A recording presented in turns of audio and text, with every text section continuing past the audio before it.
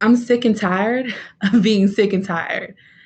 I feel my soror, Fannie Lou Hamer, when she said that.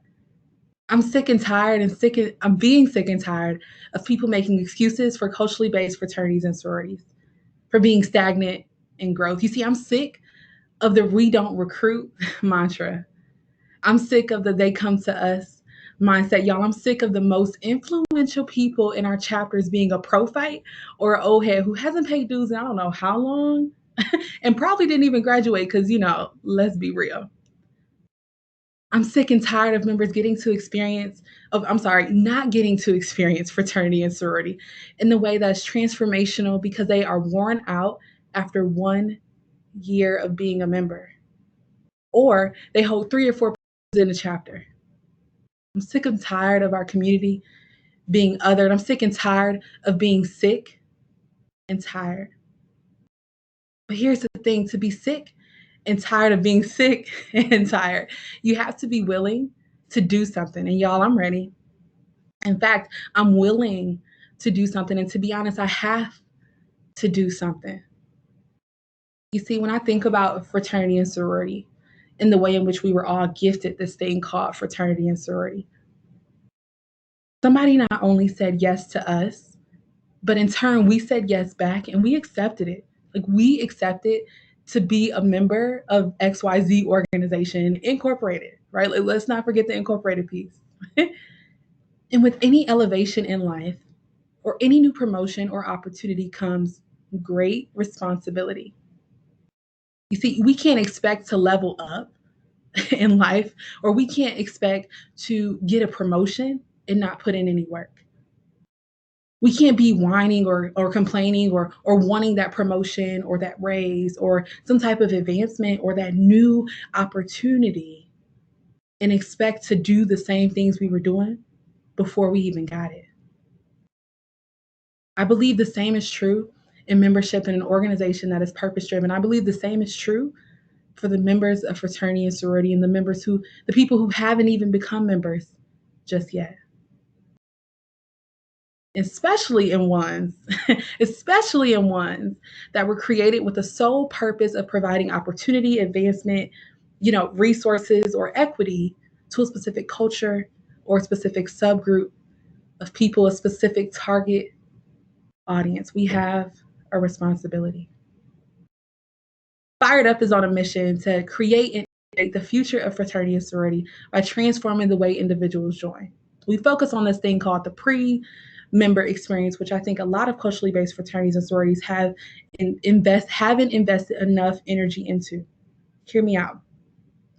A lot of us don't focus on this pre-member experience until somebody is legit a pre-member, right? Until they are online or selected to be considered for membership, right? Like, let's be real. I know that was the reality for me and many other students that I have worked with within the past couple of years.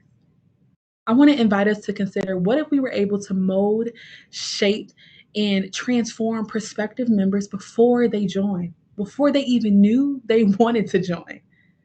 What if the entry point wasn't just at our informationals or at our Meet the Greeks programs, or when they DM us and then we screenshot it and put it in the group chat because they DM'd our other line brothers the same thing, right? Like, y'all know what I'm talking about. What if the entry point was different? We all have something to give and contribute. And I believe we can start with a simple conversation. Good afternoon. How are y'all? I mean, I can't hear y'all, but how's everybody doing?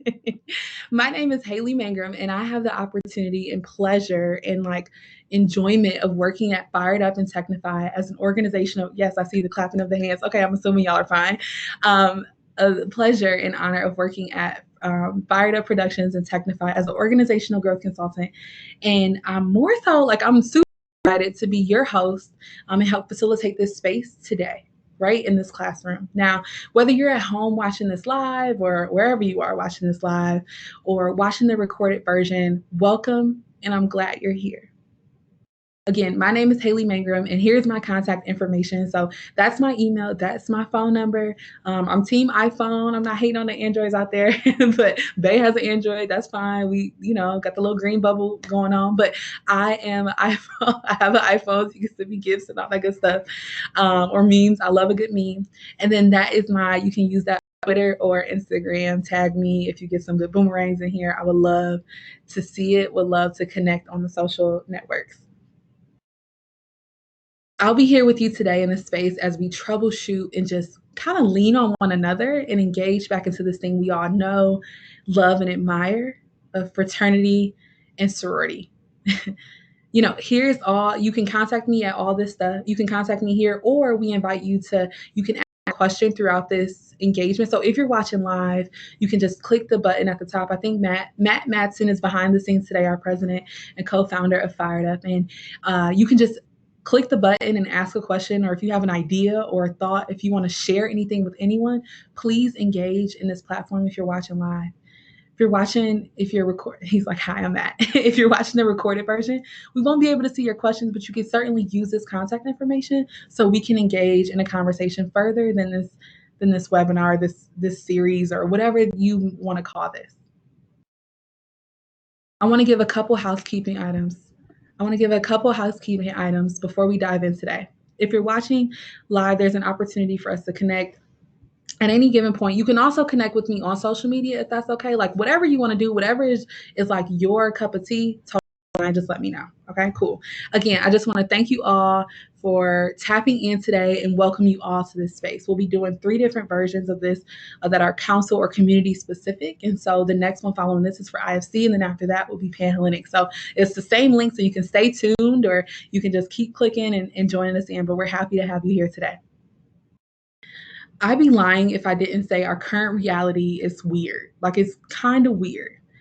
In the past, I guess I would say a couple weeks, I've had conversations with international presidents, regional leadership, campus-based professionals, chapter presidents, members who are graduating this semester and will have to have their chapters reactivated in the fall, or their chapter won't even be active anymore once school begins in the fall.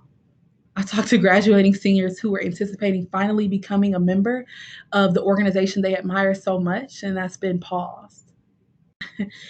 We've seen virtual new member shows, which have been fired, by the way. Like, y'all are so creative.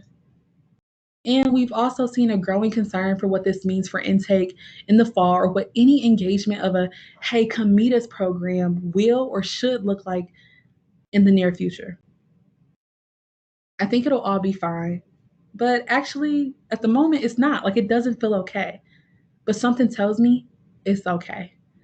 You see, my favorite liberation song in the time of confusion, usually it's like a gospel song, but this is not a gospel song. It's We Gonna Be All Right by Kendrick Lamar. Actually, I think it's titled just All Right. And I feel that, right? That's not fluff, that's real. Culturally based fraternities and sororities were built in times where we weren't accepted.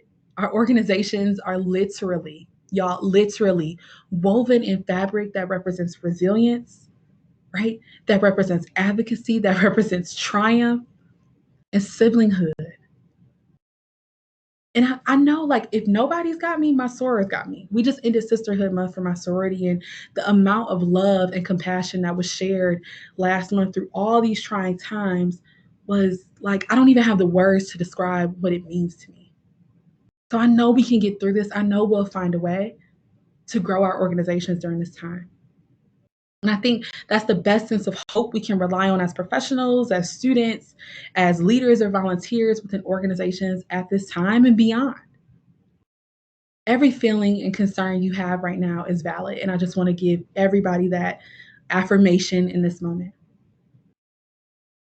When I think about growth in culturally based fraternal organizations, I can't talk. What is going on? I haven't ate.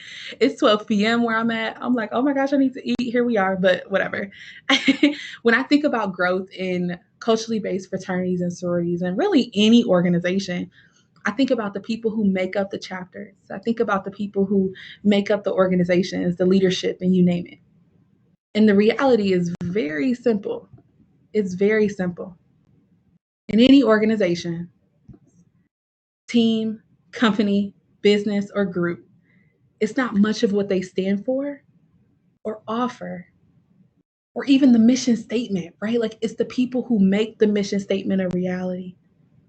You see, everybody has a mission, everybody has a solidified purpose, but it's the people in it that either solidify and align the values to which they stand. Think about that restaurant or that store or that business or that place you've been to. And you may like it because they have nice things, right? It's of quality. But I'm for sure if the people were rude, you would be walking out of there, right? Like if the people weren't nice, if they weren't friendly, if they weren't your people, you wouldn't want anything to do with it. So it's the same thing with our organizations. And I truly think it's time to put the humanity back into what we stand for in the first place. Time to put the humanity back into what fraternities and sororities stand for in the first place. It all starts with people, right?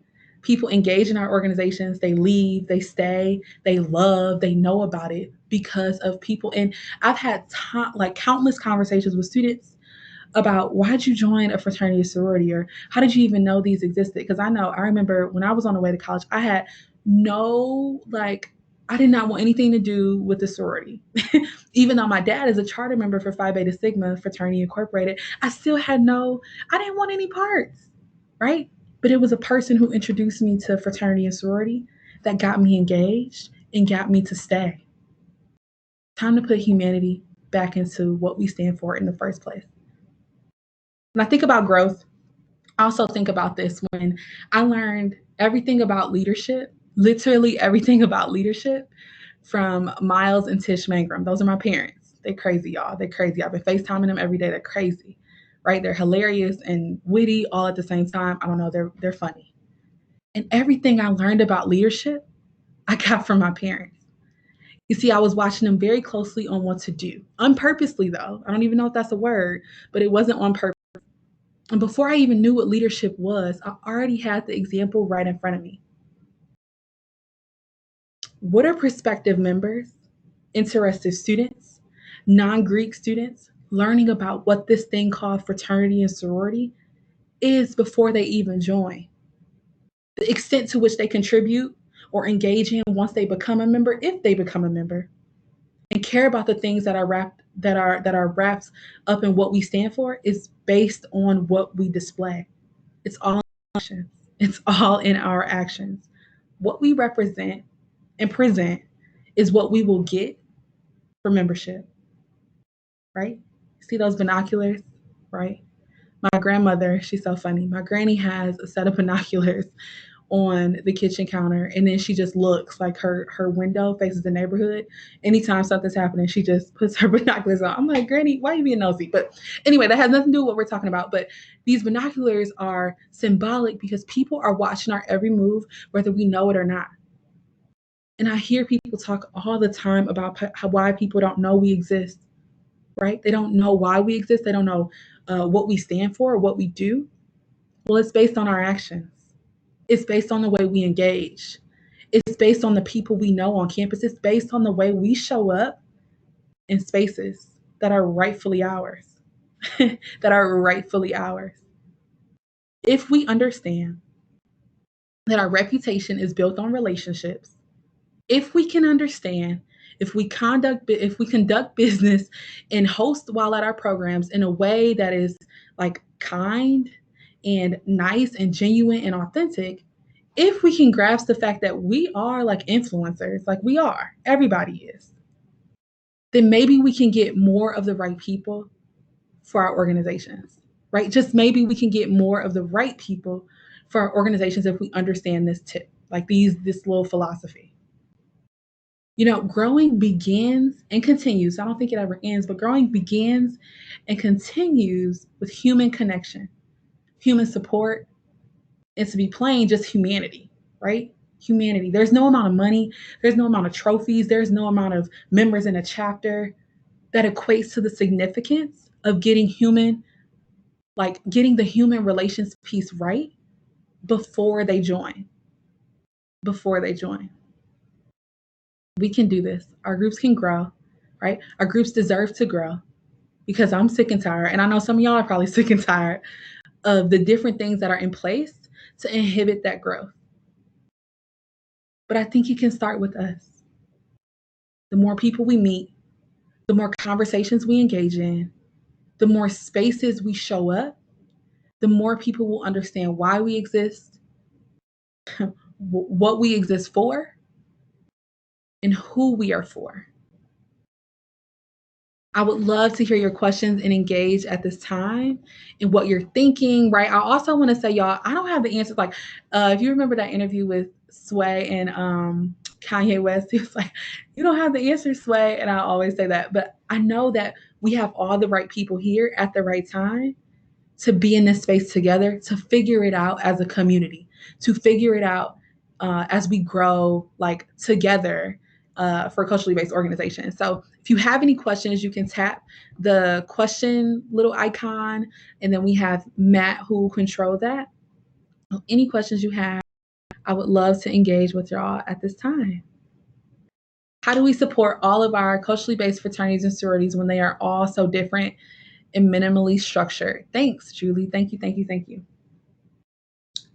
I think when you support organization, I think this goes beyond culturally based organizations.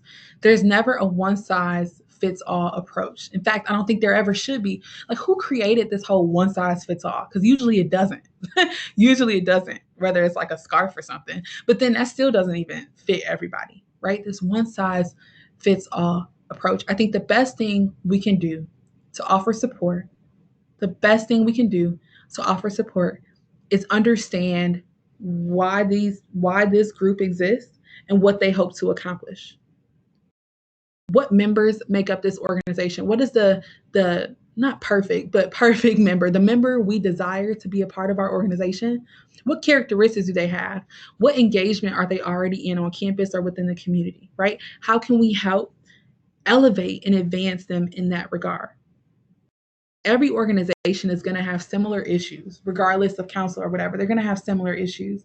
But I think it's important to understand the historical context of how the organization was founded, the historical landscape of what exists on a campus or within the society or within that town or city or whatever it may be, and to help break down barriers to make sure that you have equitable resources available to everyone at any given time, knowing that those resources are not going to be the same for everybody. So I think that it has to be tailored.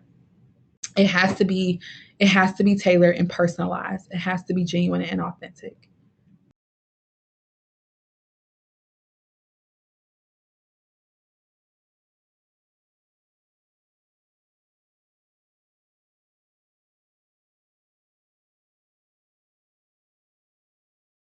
I know some people may be thinking we are stagnant at growth because of the demographics of the institution isn't representative. If it isn't represented, I can't even talk, y'all. Isn't representative of the target audience of our chapter. Meaning, we are looking for, and I'll get to this question in a second. Thank you, Matt, for advancing this one. We are stagnant at growth because of the demographics of the institution.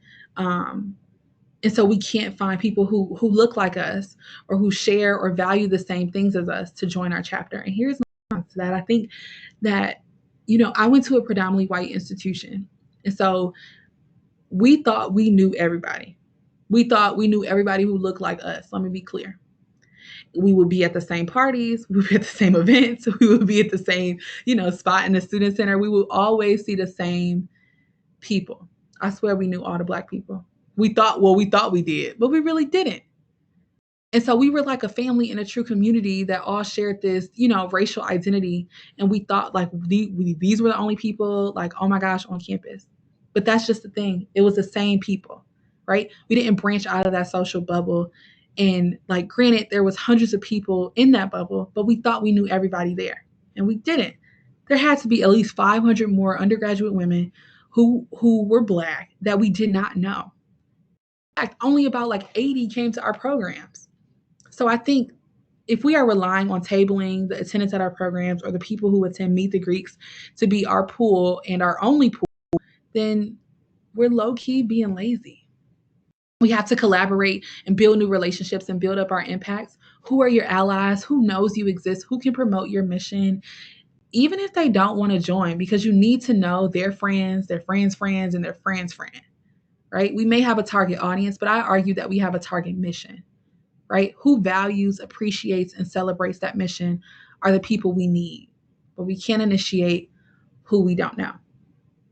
How do we support our organizations when they don't understand how it's hard for P&Ms to pay money up front and it's not refundable? I think we have to. I was working with the Panhellenic Council last semester, and they were working on their financial transparency plan, and they were so afraid that if they provided this, then they would lose P&Ms. And I don't think that's the case. How can we talk about this on the front end and equip people? I think this is a part of the molding part. Like, this is a part of the pre-member experience, right? Like, we shouldn't wait to drop the price until it's time to write the check, right? We shouldn't wait for that. A lot of websites, to be honest, let's be clear, a lot of websites have the requirements to join, but the cost isn't on there, right? The cost isn't on there. This is a keen opportunity for national, international, local organizations to provide that information on the front end. All right. And I think it's an opportunity for students and campus-based advisors and volunteers and all of us as a whole to begin to have these conversations on the front end when we connect with somebody. So the first conversation with the person shouldn't be, hey, okay, you're interested in joining our organization. You know it costs XYZ, right? No. We should be building relationships with them and discussing the payments and all that kind of stuff, what it's going to look like to be a member before they join an organization. Now, I think we can get into a different conversation when we talk about they're paying for stuff they're actually not supposed to be paying for.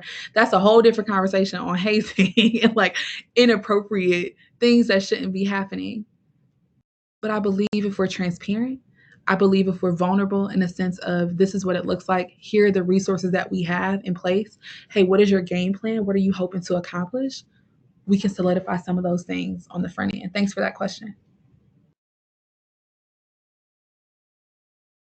What is your advice regarding growth right now? Should we focus on maintaining our internal sisterhood? I think the best thing you can do is our organization. Sorry, I'm stuttering. I'm like, what is happening? Our organizations, fraternities and sororities, are built on a platform of relationships. They're built on relationships. So that's like when it all said and done, that's all we got. That's all we got. And no amount of dues can pay for that, right? No amount of programs can equate to that. Sisterhood, siblinghood, whatever you want to call it, is all we have. And so if that's not ever present in this moment, then did we really have it? How strong was it really? So I think it's now at a time like right now, and like this coronavirus, the Rona, like whatever you want to call it, is going on. I think right now we have to lean on that. And so I know, for instance, I shared this with a group a couple of days ago. My line sisters, like, we still have Snapchat. I don't know if Snapchat is popular anymore, but whatever. And so we have a Snapchat thread. And literally, I just got on there like, hey, y'all, here's how I'm quarantining today. I've been eating this all week. I'm sick of tacos. Like, I don't want to eat tacos anymore after this. What's the new recipe? Or how are y'all quarantining this week? And then everybody posted like a live video of what they were doing throughout the day. And it was the funniest thing. And we all live in different places around the United States of America. But here's the thing. I felt closer to them in that moment than I have like before that. You know what I'm saying? So we can text or we can check in on each other, but it's the video conversations. It's the way we engage in a space. It's the way we show up for each other in a time where maybe nobody else is showing up for us. Hey, we have some resources on our website, and I'll be sure to share those out. We have some resources on our website that talks about how you can engage virtually for brotherhood and sisterhood, how you can lift up and support your members in a way and still do things, right? Still participate, still connect with one another virtually. We'll be sure to share that with you. Do you think we should be recruiting, and what does that really mean to you, like specifically? Thank you. I so maybe recruit isn't the right word, but I think we should definitely be securing the right people. If we're not recruiting, I think we should be securing the right people. And here's why. When we think about the best organizations, the best teams, the best companies, I mean, the best of the best get the best people. And they don't just wait for people to come to them, right? They don't do that. They go out and secure the best people. So maybe the people that work at Google don't say, hey, I want you to work at Google. Or maybe the people who are recruiting for a sports team don't say, hey, I want you to play for them.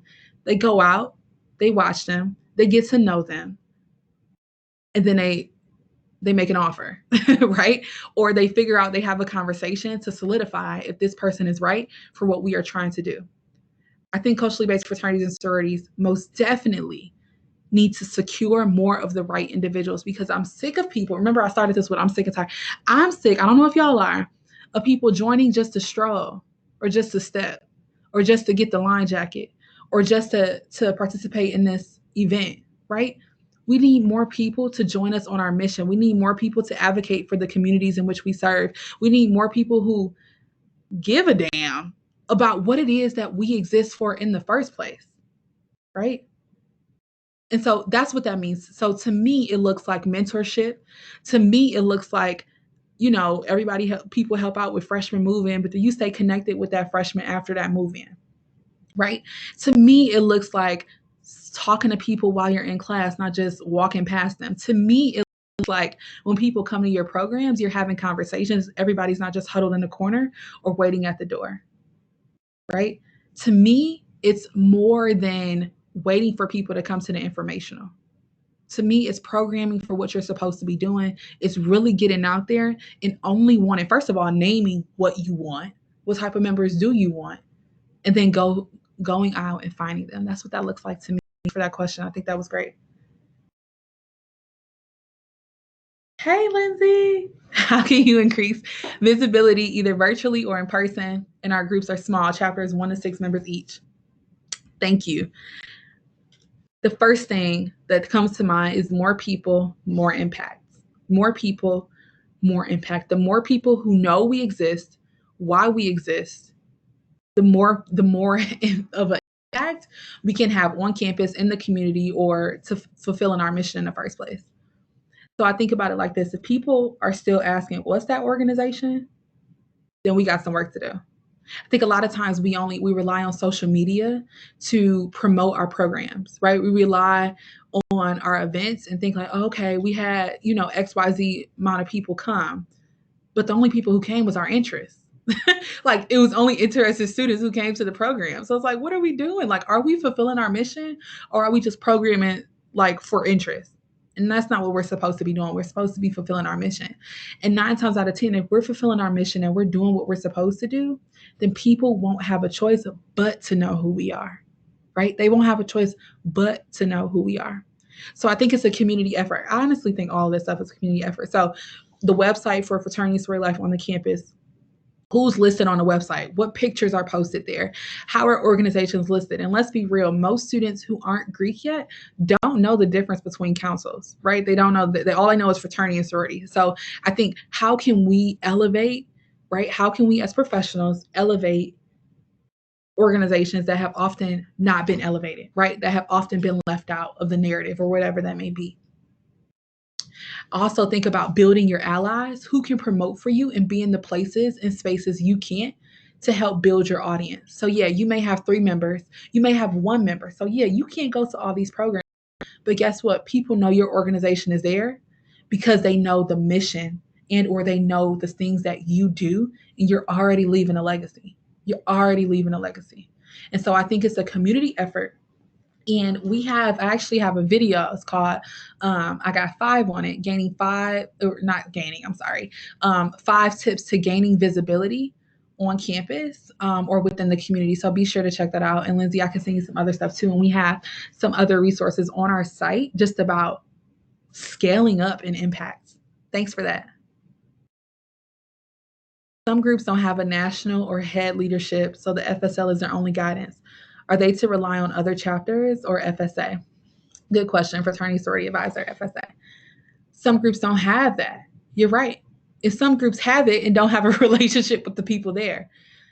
And so I would go back to what I just said earlier. How are we building up our community? How are we building up support? How are we helping one another, like, attain this mission, or attain whatever it is that we need, or we strive or aspire to accomplish on the yard or on campus or within our local community? right? And so I think there's a couple things. I don't think, and I've seen this before, the fraternity sorority life advisor is literally doing every single thing. I don't think that needs to happen. That reminds me of like helicopter parenting, right? Like we don't need, if and like the chapter advisor or the organization advisor on campus is only there to sign papers and that's it, right? Like we need people who are invested in the developmental growth of students. We also need students who are equipped to fulfill whatever it is that they need to fulfill. And so ensuring that they have the resources, ensuring that they have the opportunity to thrive in ways that maybe they couldn't do by themselves. So I don't think it's one person's job. I don't think it's like, yeah, I don't think it's one person's job. I think we have the opportunity to help collectively and grow together.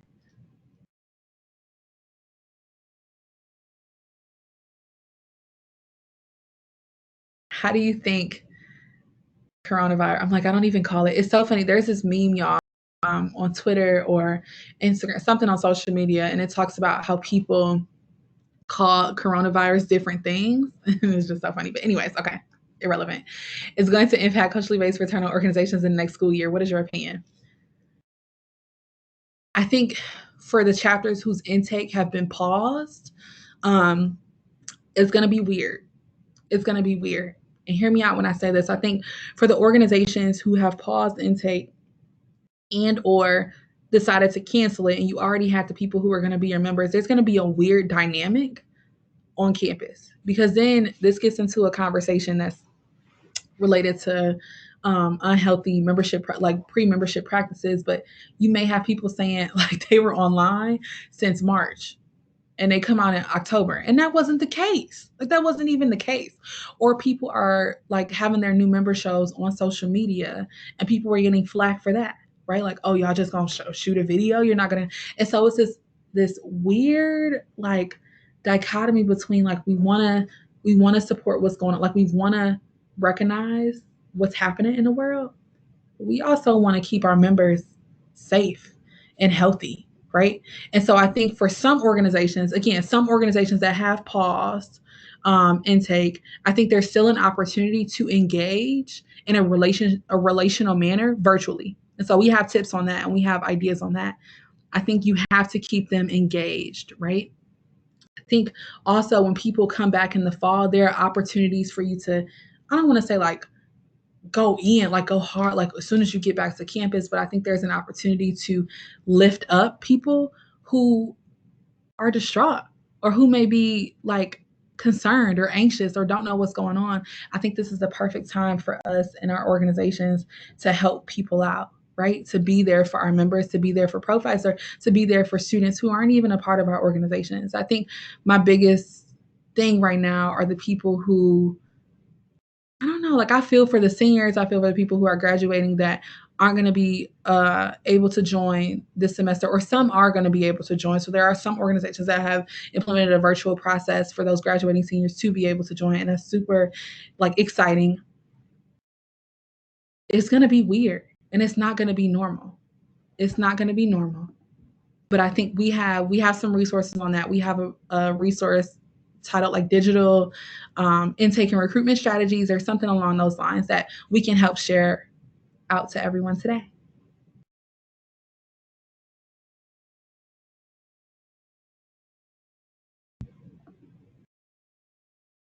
So thank you all for engaging in this platform. I think the biggest, oh, here we are. It's like the biggest piece.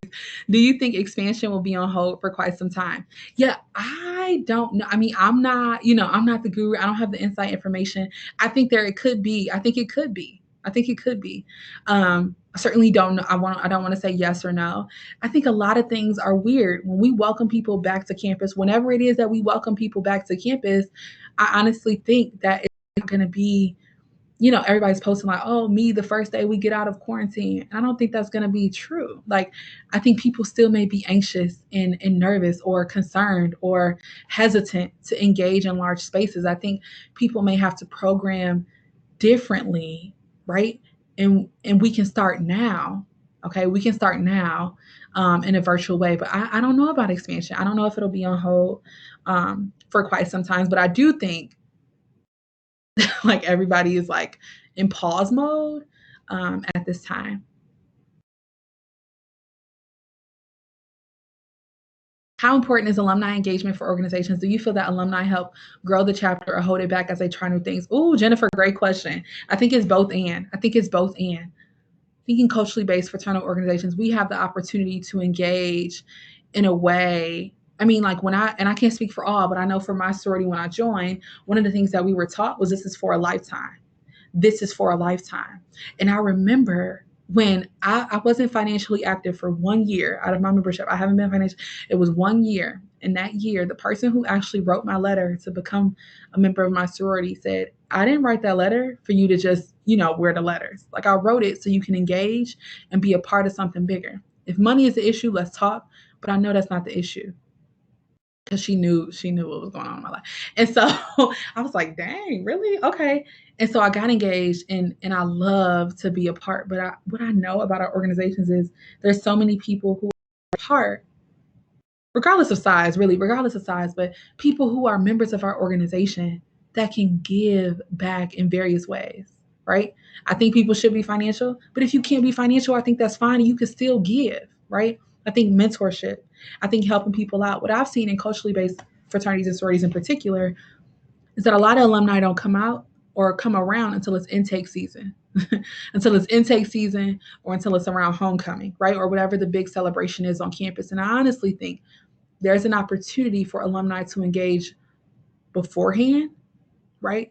Can alumni, and this has to be legal with the organization, so, but our informationals, right? Can we provide an opportunity rather than just going over what's on the website or what's required?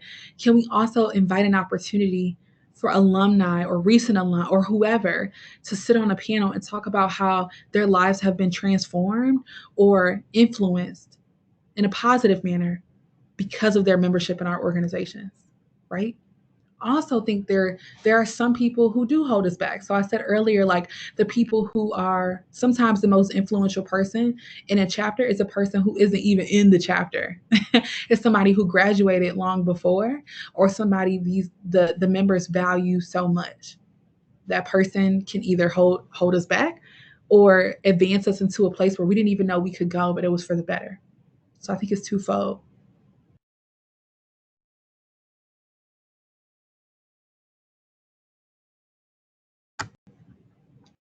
While we're chilling, while we're waiting, I was going to say, make sure you connect with us on social media. I'll put that back up. And make sure you connect with us on social media or visit our website for a ton of free resources. And if you think of something and you're like, hey, I didn't see anything on this, just contact any of us. My contact information is up there. And we'll make sure you get that or we can connect with you. CBFO burnout from members and leaders. Chapter is already small and older members going active, leaving neos or newer members to run a chapter like it's a hot potato. Yes. What can we do to break this cycle? I think the first thing is this. I talked earlier about how I knew everything about leadership before I joined. I mean, sorry, not before I joined, before I was even a leader, like before I was even in a student leadership position or on a camp, like on a school, like doing anything. I learned it from my parents. People are learning what it means to be members of our organization before they join. I think when we join, I've heard this happen too, and I've seen it happen too many times. As soon as somebody becomes initiated, right? As soon as somebody becomes initiated, they're the president. And now they're this, and now they have 5 positions, and now they're doing this. And so I think it has to be a collective. Again, this is a community effort. It has to be a conversation, and it's going to take time. A conversation with the chapter members about what growth looks like. I can tell you for one thing's for sure. In my undergraduate experience, at our council meetings, at my one-on-one advisor meetings, at my chapter meetings, at my regional like we never talked about what growth and sustainability looks like. We never knew what healthy like chapter experiences looked like because we were bamboozled with this idea of, quality over quantity. this bamboozled like mantra, and that wasn't true. But there was nobody there to reinforce this new idea to us. And so I think we have to have advisors, we have to have coaches, we have to have people around us that help us understand that, yes, quality matters, but in order to get quality, you need quantity. So we have to have more conversations. We have to have more time with people on the front end. We have to have more people helping us fulfill what it is that we're called to do on the front end so we can accomplish that. So I think break that cycle is beginning the conversation with the membership, right? I don't want to say infiltrate, but that's the word that's sticking out to me. I used to be a fraternity sorority advisor on a campus, on a couple campuses, and I think about the conversations I would have with students to get them to understand that this was not sustainable. Do you want to come back in 5 years for homecoming and see your chapter? Do you want to, read something in the Alumni magazine and see one of your chapter members that are on a campus currently, right? We have to have these real conversations and then provide the resources to get them there. Provide the resources to get them there. Thanks for that. Does anyone have resources to help a chapter get licensed? It's a beast of a process and I need help. Yes. I don't have any right now, but I'm sure somebody on this thread may have some insight. I know different campuses have different processes and different organizations have different processes to get chartered or to be recognized, right? And so I would say connect with whatever the policies are on the campus and or of the organization to ensure that the process is indeed being followed.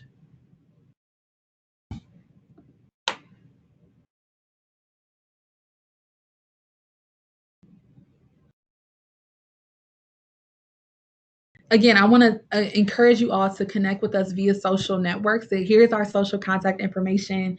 I don't have my glasses on, I don't. But there's our website, right? You can link with us on Twitter or Instagram. There's our Facebook and all the different things. And we'd love to hear from you. I still see some things popping up right now, and we would love to connect. Please feel free to send your questions. That's my cell phone number. That's my email. And that's my social media handle.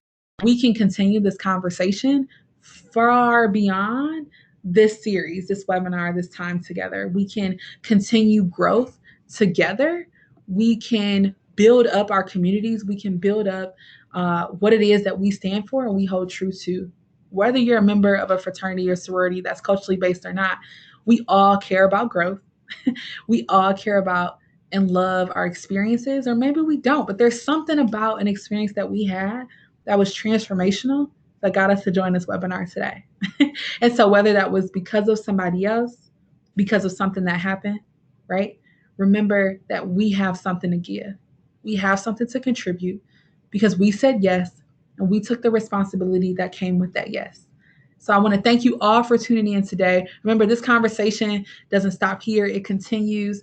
And I want to encourage you to stay on. The next webinar or series or episode will be from two of my great colleagues. They're so fun. And it'll be focused on IFC fraternities growth and what that looks like and how we can lift up IFC. And then after that, we'll be focused on our Panhellenic Sorority. So you can stay here or you can go get a snack. I know I need to get something to eat, but I don't know what I'm going to eat. Probably a Nutri-Grain bar. But either way, we want you to stay fired up.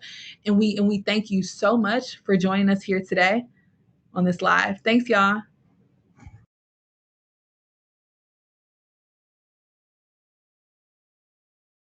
Hey everyone, Matt Matson here. Thanks for joining this Fired Up Friday session. We've got two more coming, just like Haley said. Excited to have Woody Woodcock and Matt Farrell coming up next to talk about IFC growth specifically. And then an hour after that, we've got Haley Cahill-Tubert and Aaron Chatton to talk about the Panhellenic world. Haley did a great job, man. I'm so grateful to have Haley on our team. So grateful to have all of you participating in this session. As a reminder, firedup.com is a great place to go for free resources. Here's a little secret for those of you tuned in right now. Nearly everything we teach is available for free on our website.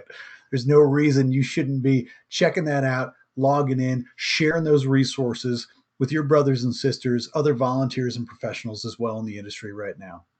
Thanks again to Haley. We're going to keep this stream live. You're welcome to continue to chat. You're welcome to stay right here in as Haley recommended, get yourself a snack. Stay hydrated, stay well fed during this quarantine, everybody. Again, my name is Matt Matson. You got any questions? I'm over here in the chat. I'll be there for the next couple hours as well, trying to provide good resources and links to everybody.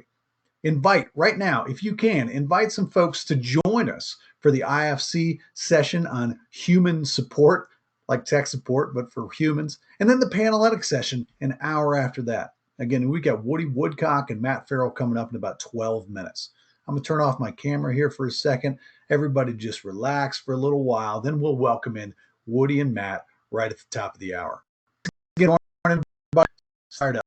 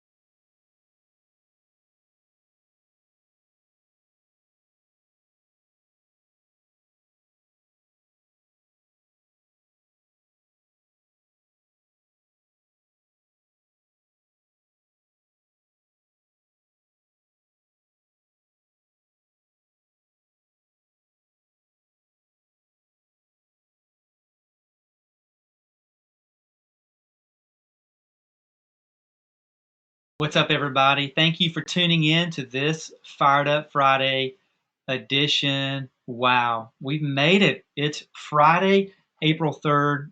We're excited you're here. As advertised, myself, Woody Woodcock, and Matt Farrell are here to tackle your fraternity recruitment questions, how to grow from an IFC perspective, how to grow your community.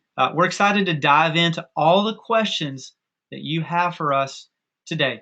We know it'd be incredibly hard to teach you everything about recruitment in that entire hour that we have. But we're going to do our best with our team to answer those questions. And so as you've got questions coming in, we want you to go ahead and let us know. You can send those. You'll see some icons right above Matt and I's head here. You can go ahead and send those questions to our team, and we're going to be able to tackle those coming up. On that note, hey, I'd love to know how you're doing this Friday. You're just tuning in. I'd love to know that emoji that best represents the feeling of you joining us right now at the top of the hour. So would you do me a favor? Go ahead and click on that emoji. Let us know. Show us some love. We're going to do a lot better and be a lot more fired up as you do that. Awesome. Love it. Love it. Nobody's crying, Woody. That's a good start. No tears. Give it some time. Awesome. Thanks, Matt. We got a few tears. We got a few tears. Tears of joy. Tears of joy. Awesome. All right. Well, this is, as advertised, this is that human support. Many of you have maybe called tech support. Maybe you've stood in line at the Apple Genius Bar before. We're here to support the humans who care about fraternity life. You may be a staff member from a headquarters. You may be a campus-based professional. You might be a student who's a recruitment chair or an IFC director of recruitment. If you are any of those, you're definitely in the right place to hang with us. Here's what we want to do. We want to begin to share with you a little bit about how this is going to flow today, and we're going to begin to tackle your questions. Matt Farrell and I are going to do some teaching. We're going to try to simplify things in this time of uncertainty. We're going to give you a little bit of teaching to make this really practical, and then we're going to tackle your questions. And with that, let's kick it off. Let's get going a little bit here. Hey, if you're new to Fired Up, if you're new to this, we're so glad you're here. You're a new friend to us. And if you're new, you should know that we're on a mission to transform the way all people join all fraternities and sororities. We're super passionate and excited to be with you. Hey, if you're following along and want to keep up with us, you definitely want to see what's going on our social channels. That's the place we've been dropping a lot of our great free resources, especially in these uncertain times. Our team has been hard at work preparing to equip you with things that you need to know to keep you calm in these times. We've got some great blogs our team has dropped recently, and if you want to find out more about the upcoming Fired Up Fridays that we're doing, our socials are the best way to follow along. Shoot us a DM with any questions that you have after this. We'd love to help you stay fired up. Hey, also, Matt has referenced this before, Matt Matson, but if you're tuning in and you want to check out anything free, here's a great place to go for yourself, firedup.com/free, to know about more of our resources. And with that, I want to jump straight in to see if anybody on this Fired Up Friday can relate to these feelings. And if you do, we want to see some emoji love here. We want to see the emoji feeling here. If you can relate to the following three items that both Matt Farrell and I have talked about, that we felt for you, the IFC community, the fraternity chapters, the headquarters staff, there's a little uncertainty amid COVID-19. And we're not just talking about recruitment when I say that. There's uncertainty about what life will look like. Hey, I'm here to assure you, we are going to get through this. We are going to get through this. In fact, some of you may be thinking, oh, wow, I got elected in a time like this. This is when I got elected to be the recruitment chair. This is when I got elected to be the recruitment director for all of IFCs. This is the year that I decided to travel from my headquarters or be that campus-based pro who was really looking to increase our recruitment numbers for the IFC chapters on my campus. Yeah, this is where we are. And I'm here to tell you, one, we're going to get through this, and two, you are in this position for a reason. It's out of times like this crisis that great solutions, great innovation gets created. And I know those tuning in today, you're exactly where you're supposed to be in this today, this Fired Up Friday session, and in your position. Something else you may be feeling, hey, Woody and Matt, we were already thinking, we're not sure if there's going to be enough P&Ms anyway. We were thinking about increasing our P&M pool, and now we're not even sure what that's even going to look like. If we're going to physically be able to gather in the fall, and certainly right now, if we're a summer recruitment campus, my goodness, what's going to be our approach? Because we can't invite people to our house and we can't gather, but what's the digital way? We're going to practically talk about that coming up. And finally, the question that I get from a lot of recruitment chairs, even IFC directors of recruitment, they often say, Woody and Matt, how are we going to get our guys motivated? It's hard enough to get our chapter members motivated about recruitment, or an IFC director saying to me, hey, it's already tough enough to get my recruitment chairs motivated to plan now for what's coming in fall 2020. We're going to touch on all this. Wanted to see if you could relate with some of the emoji love. Thanks for that participation and kind of jumping in. Hey, this is a great time just to, again, to remind you, if you've got questions, if you're just tuning in, you want to go ahead and touch the icon right above our heads. You can submit questions now. Matt and I are going to do a little teaching, a little talking, make this very practical, and then we're going to tackle those questions coming up. Here we go. Matt Farrell, man, I'd love for you to share a little bit about, we were talking about how to simplify things in these overwhelming times. Matt, you're very passionate about this. Would you kind of share with us how to simplify life right now in the recruitment process? Absolutely. Thanks, Woody. Great intro. Happy to be here, everybody. I've always wanted to, as a millennial, have a podcast, and this is the closest thing to this point. So I'm just really happy to be hanging out with all of you this afternoon. This funnel, some of you who have been on Fired Up Fridays in the past may have seen this, but we're going to be looking at it with a slightly different lens focused on IFC. And if you haven't seen it yet, this is why we're starting with the funnel. This is going to be the easiest way for us to understand a three-part system to how growth works that we not only can use for our IFC, but in an interview setting, if we're trying to start our own company, and if we're just thinking about how to advance relationships strategically, which is all recruitment is. So we're going to start with this top part of the funnel that focuses on building pipelines and bringing names in. So if we can advance this one, this top piece is really focusing on putting more people into our recruitment process. You can see here, there's a bunch of different arrows. That's intentional. A lot of IFCs that we work with and that we notice across the country have only one big fat arrow. You could probably guess that is rush, formal recruitment. It's waiting for people to come to us. That is not a bad thing, but it's only one arrow. And that arrow is about to get a whole lot smarter, or smaller, I should say, as we wait on an uncertain fall. The arrow is not going to get smarter, it's going to get smaller. We don't know when we're going to be back.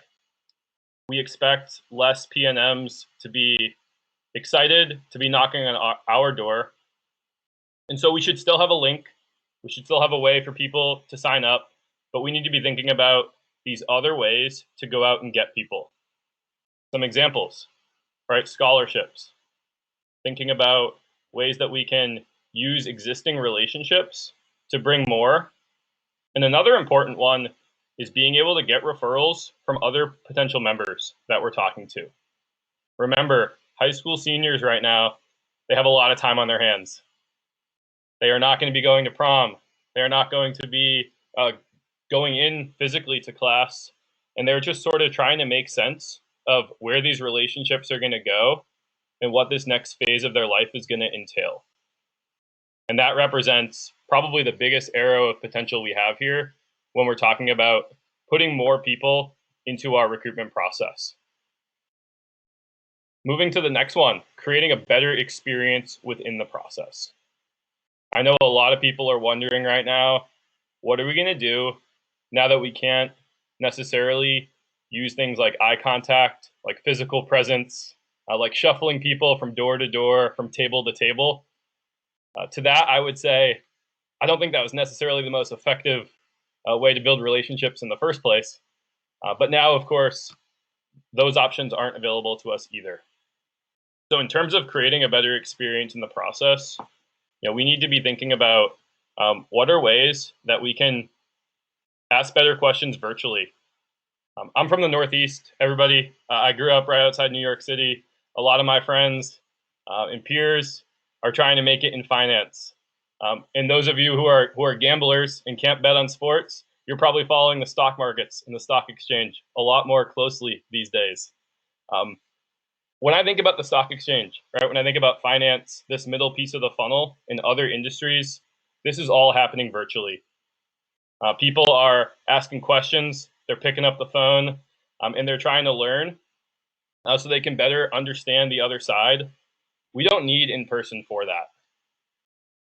This is not going to change for us after COVID-19.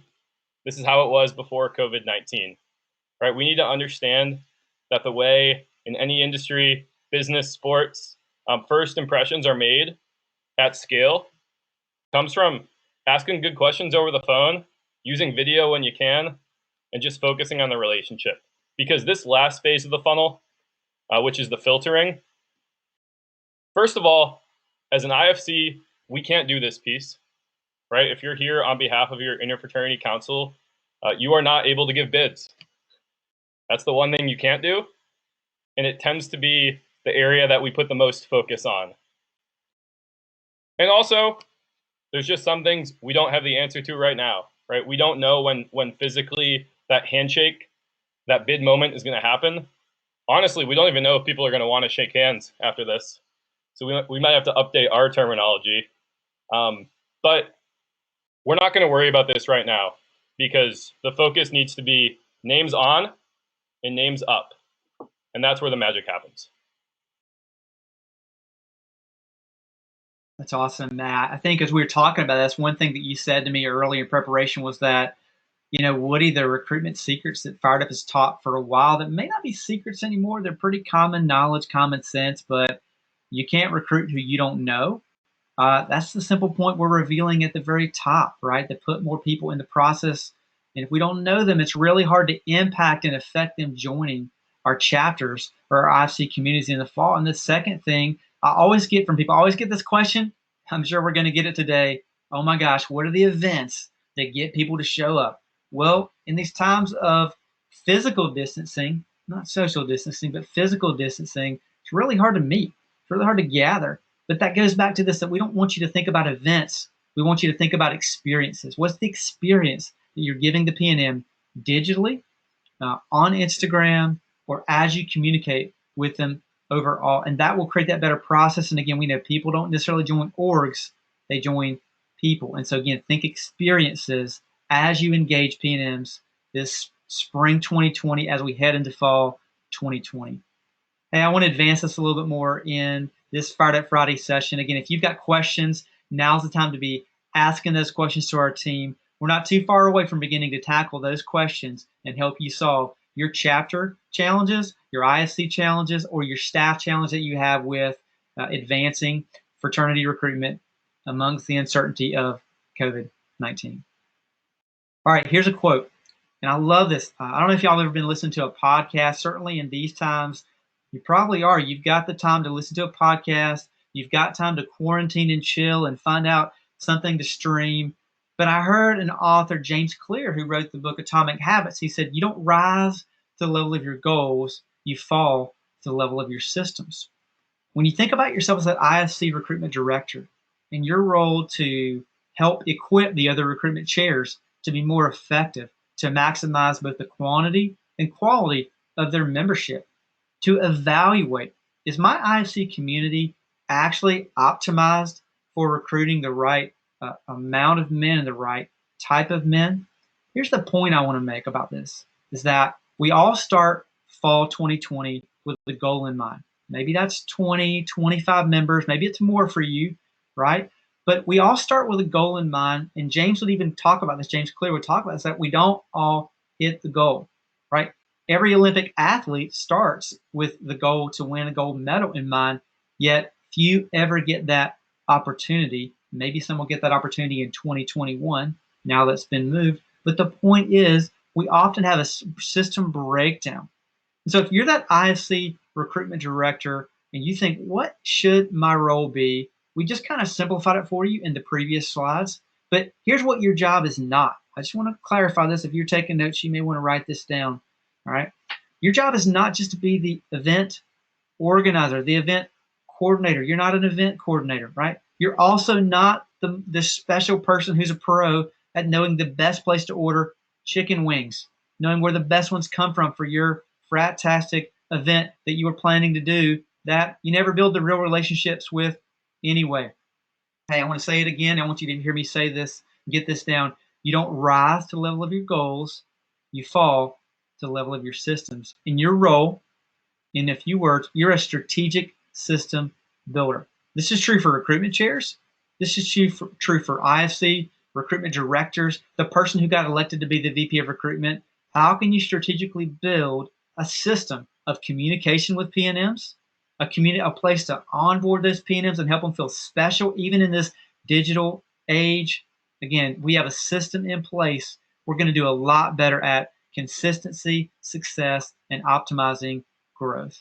Now, Matt Farrell and I want to show you a couple things in this. We want to show you this next piece, which you may be familiar with. It's the old, outdated way to recruit fraternity men. Some of you may have had success in using this in the past. My guess is in the future, this won't work out so well. And if you just begin to look at the top, you'll see that prospect pool. There it is, our prospect pool. Well, our prospect pool, as Matt Farrell alluded to, may look a lot different. We certainly, as we flow down this flow chart, won't be able to do the big to bigger events potentially. Even if we gather, I think people will have a different approach to how they actually want to connect with you. I want to fast forward and show you the more modern way, more modern fraternities are choosing to embrace relationship building, prospecting, connection with PNMs to make the best decision for who are the right men who should be in fraternity to help us solve the challenges COVID-19 is presenting to us. Here we go. Check it out. Here it is, modern fraternity recruitment. Again, you'll notice that prospect pool up top, and while some of these things may find themselves in a different nature, a different way that we try to explore what summer recruitment looks like, there's still somebody on the other end of a phone, somebody on the other end of an Instagram handle that would love to tell you how they're actually going to be spending their summer right now. So as you think about summer gathering, you may not be able to physically gather, but digitally, you could get some folks together who may be first semester freshmen, and they want to know what's it like to be a first semester freshman. In fact, you may have some men who just came through your new member class that now you can connect back to them. The point is, you need to have a system in place that doesn't allow potential new members. It doesn't allow your membership to get off track when you communicate. And what we find is as we talk to men, as we learn about them, as we connect right now, not just trying to recruit them to join our fraternity, but just to build a relationship, one of the best tips we could give you is you got to centralize that communication. For us, it looks like Chapter Builder. For us, we believe that is the tool that really helps our chapters, IFC communities, stay the most focused on centralizing it. And as I talked to many of you who are tuning in actually in February, I heard from countless IFCs that one of the ways they got better at not missing out on giving PNMs information was they centralized their communication. They made it effective and simple. This was a way to keep things simple in a time of uncertainty. Matt Farrell, I know you're somebody who's really passionate about that and the way people centralize that. Man, can you put words to how important that is, or what you would advise people in these times? How do they centralize that communication and use a tool that helps them be more effective in growing their chapter or growing their IFC community to know where they're headed in 2020?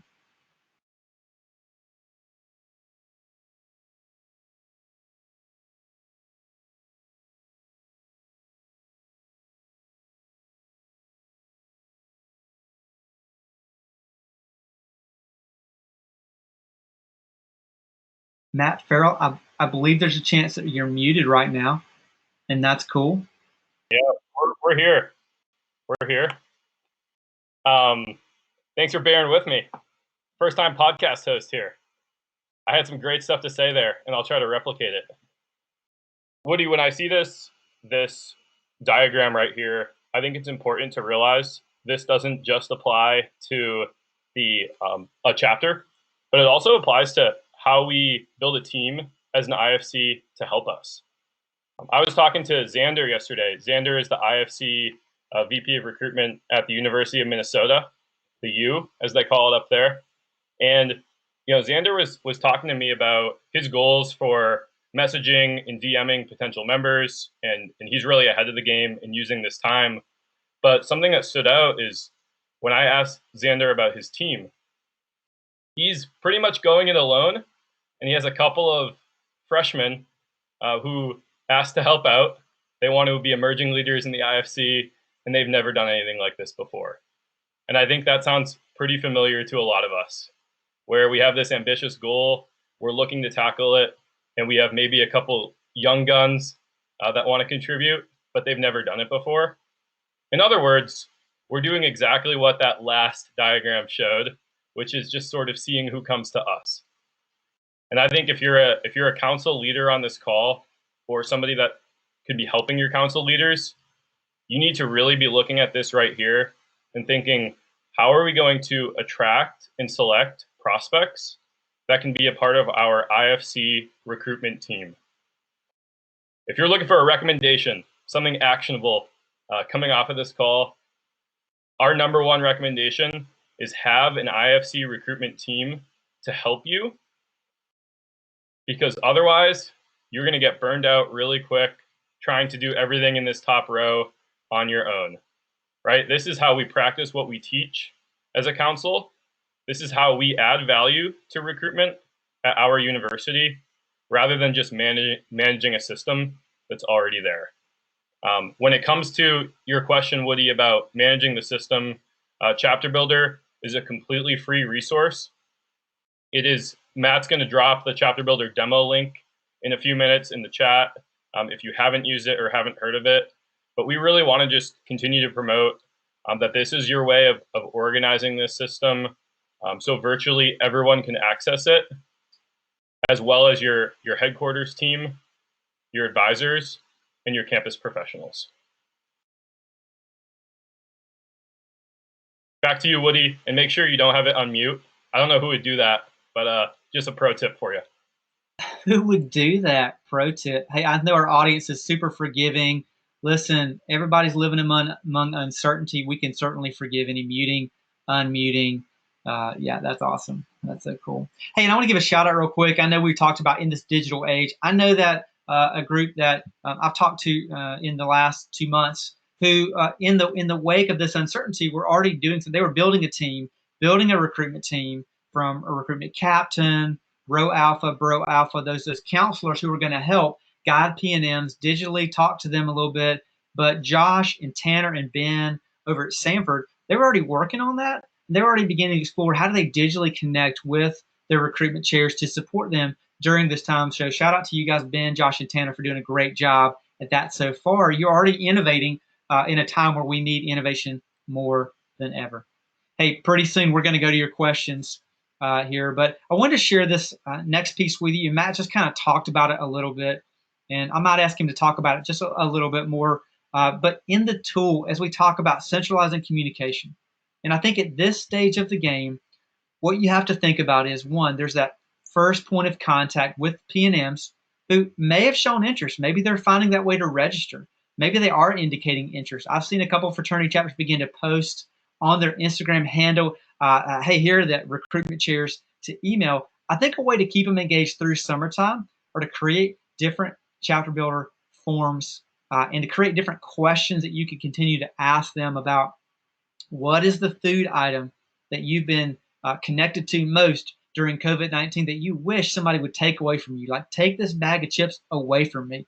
Take these oatmeal cream pies away from me, right? Just keep it fun, keep it light. But also, you may have questions for them about things that got them interested to begin with, things they're uncertain about. Again, this is a simple way you're going to be able to find out more and keep engaging them through the summer, not just at one big event overall. overall. Hey, I know we've got some questions, so I want to continue and just do a couple more things here. Again, we want to give you some very practical knowledge of, again, top 3 ways to get in front of them. You know what this is. You're doing this. Phone calls still work, everybody. They do. And right now, people would be welcoming a call or a FaceTime. Text messages are great, and DMs. In fact, I'll share this, a new resource that we're going to be dropping next week. First, you're going to hear about it.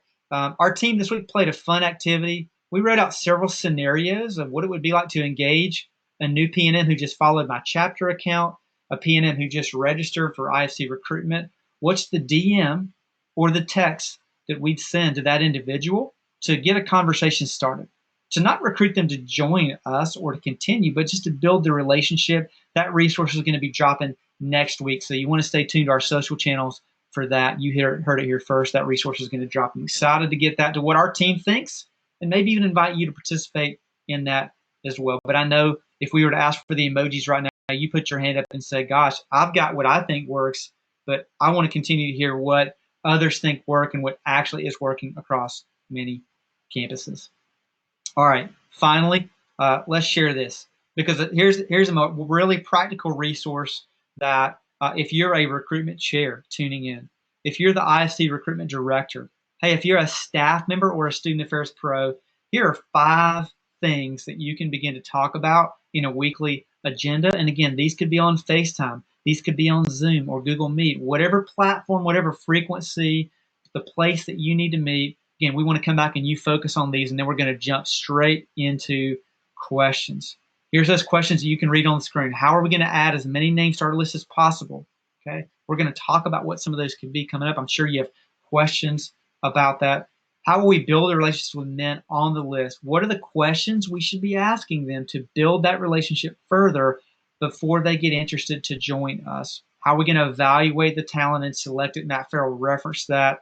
How are we going to pre-close and close our selected men? Wow, interesting. How are we going to digitally? What's the first digital bid going to look like in fall 2020 if we have to offer digital bids? It's something to be thinking about. And again, how do we ensure all of our efforts right now, all through our social channels, the way we tell the story of brotherhood, the way we tell the story of PNMs who found a place in our chapter, how do we make sure all that reflects the values of our chapter and does what we have planned do that?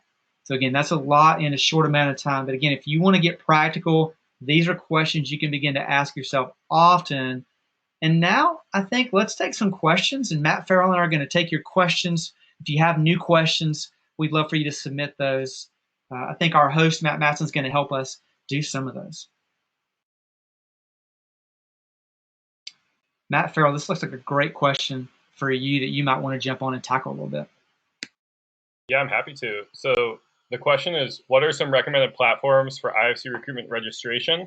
And if you're doing it in-house, what should you be collecting and how to share it with the chapters? Well, first of all, in terms of recommended platforms for IFC recruitment registration, we do sponsor a free recruitment engine. So if you are looking just for the pure basics and being able to have a way to track names, we'll be sure to follow up with that information for any of our NIC partners. What our recommendation is right now is twofold, actually. We have Campus Director as well as the Chapter Builder dashboard, and deciding whether to use that really depends on the unique campus and what you're looking for. So we like to, on a case-by-case, kind of help walk through the pros and cons, and Vicky, we're happy to do that for you as well as anyone else who's curious. When it comes to an in-house form and what type of information IFCs should be collecting, our recommendation is less is more when it comes to getting people in the system. When I was talking before about that middle part of the funnel, that is a phenomenal opportunity to collect more in-depth information about anybody through something that's a little bit more personal, like a phone call or a Skype meeting. What we have noticed across the industry in this past year is the longer the information form, the more likely people quit in the middle, decide not to do it in the first place, or arguably the worst, They go through the trouble of filling out all this information, and then nobody wants to look at it because their profile is so long. So I think the first thing, Vicky, that I would start with there for the in-house form is making it a topic of an IFC meeting, right? What are some simple questions we could ask that we actually care about and that will prompt conversation? Because if we're just building a bio for them that we don't even care about, it's a waste of time for everybody involved. Finally, the third part of your question, how should it be shared with the chapters? If you use our chapter builder dashboard or campus director, that information can automatically be migrated to the chapters as well as taken away from the chapters, depending on how the IFC wants to hold on to it and release it. If you're using something like a Google form, we would definitely encourage the IFC coming together and deciding how soon is too soon for this information to be released.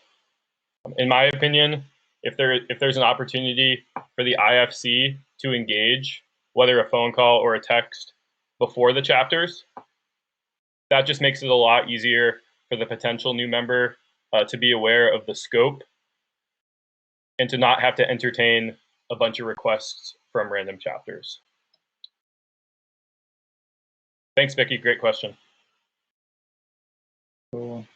All right, I love this next question from Andrew Bremer. Gosh, I love that guy. Awesome. How would we connect with someone if we don't know if they're interested?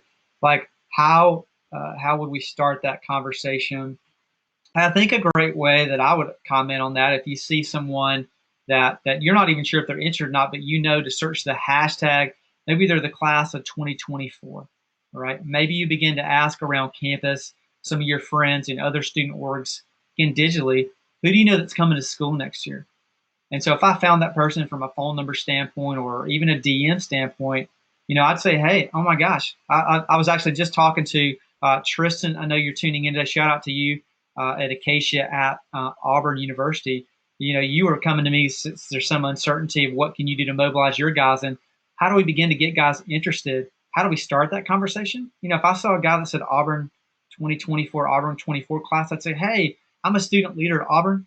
Hey, I understand you're coming to school in the fall. I bet you have some questions about what your first semester would look like. I bet if orientation is moved online, you're not going to get to have the full experience like many of us have had. How can I help you right now? What are the 2 questions that you or your family have about coming to school in the fall that could just make your first semester that much better? So I start with that relationship. I just ask a few helpful questions, and that might lead me to ask him, hey, tell me a little bit about what you're interested in getting involved in.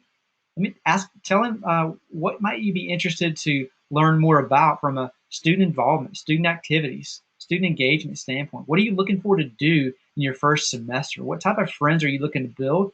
That's going to lead me to tee up myself, being able to talk about connections that I've made, or to point that individual in the right direction, which ultimately could lead him back to a relationship with us in fraternity life. But if nothing else, it led him to connect somewhere, and that's what we get to do, is be those great connectors to something that's really fulfilling. So again, I think I reach out, just a quick conversation to connect, not to recruit him, not to rush him, but to build the relationship first. That's going to really set me up to go further with him down the road.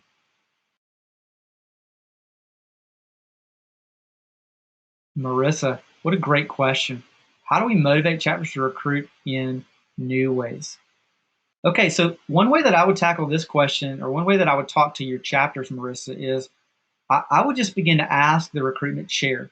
I'd spend some time with him and even his recruitment team. I'd say, hey, who are the 2 or 3 men who are going to really help you have success coming in this new season of fraternity recruitment? Marissa, I'd say things like, hey, looks like things are going to be a little bit different come fall 2020. How can you guys plan now to innovate a little bit? What are the innovative ways that we might begin to think about connecting with PNMs, right? If we're talking about motivating chapters to recruit in new ways, I think Matt Matson has said this on seeing recruitment through fresh eyes. Again, if we're expecting the entire chapter to be motivated, I think that's just not something that we can all count on. But what you can count on is the 2, 3, 4, 5 to 7 men in the chapter who can say, what would it look like to bring in a new class of men who are, again, more responsible, have more integrity, have more creativity, are more organized. What would that do for our chapter if we recruited men with those attributes or those qualities? So I always ask guys who get elected in the position, whether they're the IFC recruitment director or the recruitment chair, hey, tell me the reason you ran for this spot and wanted to get elected. What's one thing that you want to change about your process? What's a new trend that you could start this fall from your chapter? How will you know that you've had success and left this in a better spot than what you may have gotten from your predecessor? So to me, motivation is it comes from them internally. It's like, how will men be different because of your chapter experience? And right now we need to innovate. So how do we innovate and allow them to sit with that question for maybe 3 days, 5 days, but let them know you're going to come back and talk to them on FaceTime, on Zoom again, and say, let's talk about a few ways you've already thought about innovating to digitally connect. What are you inviting people to show up and do? How are you providing support and help? I think those are the questions that I go to often when I think about where does the motivation come from. It comes from a lot of asking questions and searching for answers inside them and inside members on the team. Yeah, Woody, just to add on to that quickly, I think it's also great for Marissa's question to encourage students to reflect on what other industries are doing during this time, because there's been a lot made of companies, organizations that have had to flip their strategy on its head during COVID. But there are also plenty of organizations that haven't skipped a beat. And the rule of thumb is the more virtual communication that's organized prior to something like this, the less that has to change. Right. So when you think about organizations that rely on screen shares, that rely on video, and that rely on messaging, they haven't had to flip too much during this pandemic. And I think just encouraging students to look at who's had to pivot the most and who hasn't. They are already trying to figure out, how does this fraternity experience help me transition to the workforce? And you'll just be able to steer them in that direction. This next question from Julie, we just got word we're having an online orientation for summer. What do you think would be the most effective for our groups? Again, where I would start is recognizing that this online orientation is still an event, right? It's an experience that people are going to be drawn to, but will not necessarily open up one-on-one conversations unless we are initiating those. So I would still make the focus for the beginning that top part of the funnel. How are we building pipelines? Orientation is one of those arrows. It is far from the only arrow. And so, Woody, I would love to hear your thoughts on handling the online orientation. But before we even get there, I think the way that we should be spending April and May is encouraging students to build as many existing pipelines in addition to orientation, so we actually have people to talk to. Woody? Absolutely. Yeah. I mean, I'm thinking, as I talked about earlier, what is the role of that IFC recruitment director, the VP of recruitment, and the public relations chair for that matter, too? It's to be that strategic system builder. Well, part of that system is having the right relationships with the orientation folks. And again, hey, guess what? Their world has been turned upside down, just like our world is. They're just going to probably have to experience it sooner than we are. So they're going to learn a lot of lessons along the way. And I would right now, if I were any IFC VP of recruitment, even recruitment chair, I would become friends with who heads up orientation, and I would go and say, "Gosh, how are you guys tackling online orientation? What's been challenging about that for y'all? Man, what are some of the ways you're excited to innovate to create the experience to welcome students to our campus? Hey, if my organization could help you come up with a fun video to engage that would take pressure off of your team, what could we do that would tell the story of involvement on campus engagement that we could create for you and distribute to you?" So I began asking them, how do we partner together to create that experience? I would also want to learn about the message. What's the message they think is the most important to convey? And I would relate that back to all my groups, that there might be some videos that we're going to plug on our social channels for students who are going to get part of the experience, the orientation, about class registration or where they're going to live. But if our groups could begin to film a little bit or do some on their phones, talk about what it really looks like to live on campus. They're probably, obviously this is before people had to move off campus, but even a couple pieces of advice, some digital pieces of advice in your Insta stories about making decisions about where to live, if people even get to move back on campus is available. I think it's just, again, partnering with orientation, finding creative ways that our students can say, hey, you may have questions, and dropping those questions in our story and seeing what incoming freshmen or parents have questions. Let them know that you're going to go live on one of your feeds and do a session specifically for them. I would ask orientation, hey, can we create a specific time where we go live and we talk about everything from engagement? If there's one group that's going to return to college in the fall, administrators should be aware of this. If there's one group that they don't have to worry about that should be transferring or they're worried will, it should be fraternity and sorority members. They've got more to come back to than anybody else. They've got more friends, more purpose to come back. Some have physical structures to come back to. We are the people who colleges are probably going to say, I'm so glad those fraternity sorority members are on our campus. They're the ones coming back. Others may transfer back home who don't have that connection, but we have something to come back to. We have people to come back to, and that's what makes, I think, us special. So, great question. Shout out to the guys from ATA. All their staff is tuned in. I know there's other headquarters represented. I know Mel Lewis, you're from Alpha Cairo, but a lot of good questions coming in. Ray from the ATA staff out of Westchester, PA.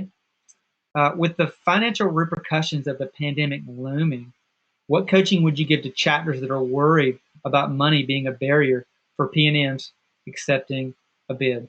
Ray, I think that's a really smart question, a really relevant question right now.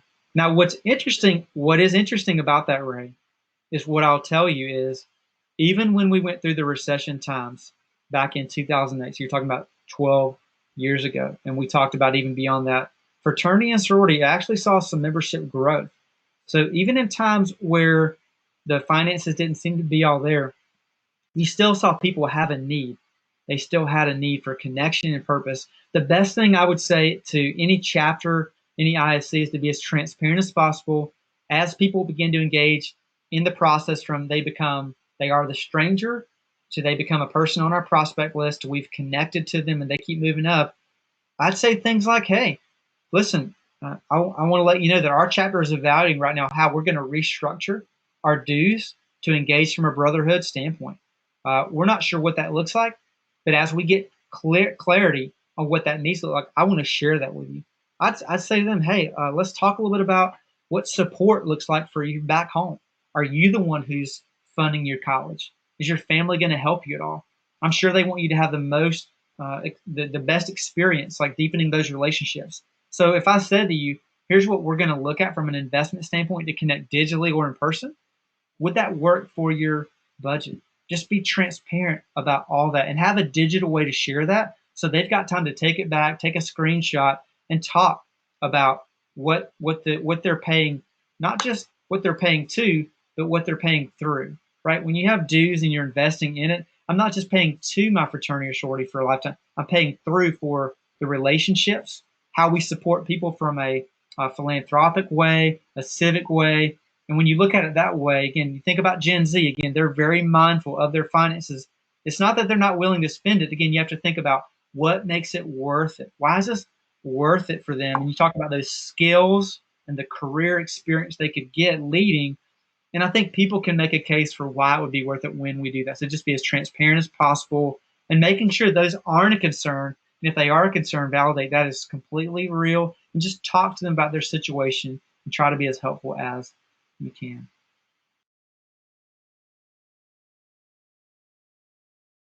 Vicky asks, how do we remotely and virtually train active members to recruit in new ways?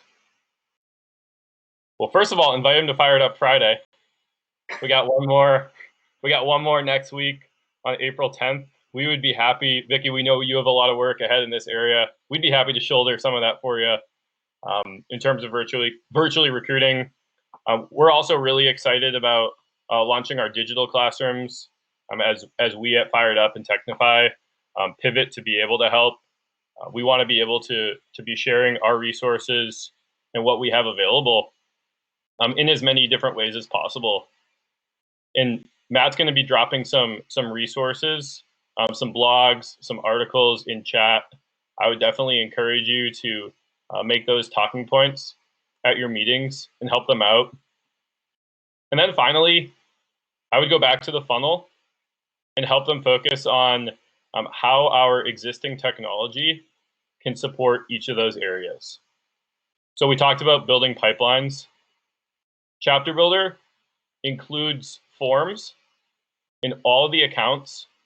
And Vicky, the most underutilized feature that I've seen in Chapter Builder is people either ignoring the forms or only using one. They'll call it something like interest form, and they have no way of knowing where people clicked on it.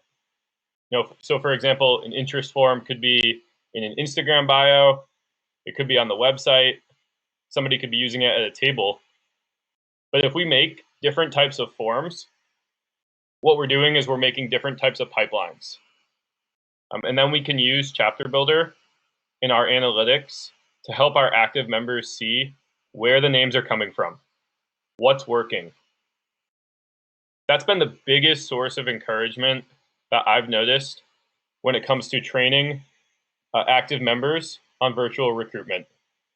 If they try 5 things and 4 of them don't work, they're going to be pretty dejected, and they might not even notice the way that is working.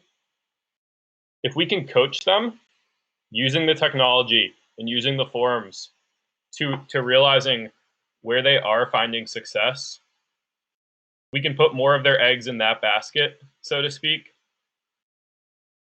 So they're using the analytics to know what works in recruitment. Woody, would you add anything to this one?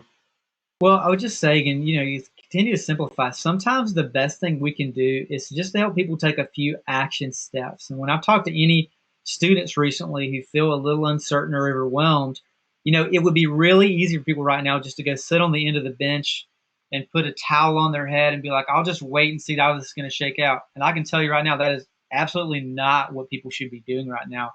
You've got to look at, again, what could I do to care for an existing student who already was on my names list and it wasn't the right time for them right now. It's about connection. How am I picking up the phone? How am I doing a FaceTime?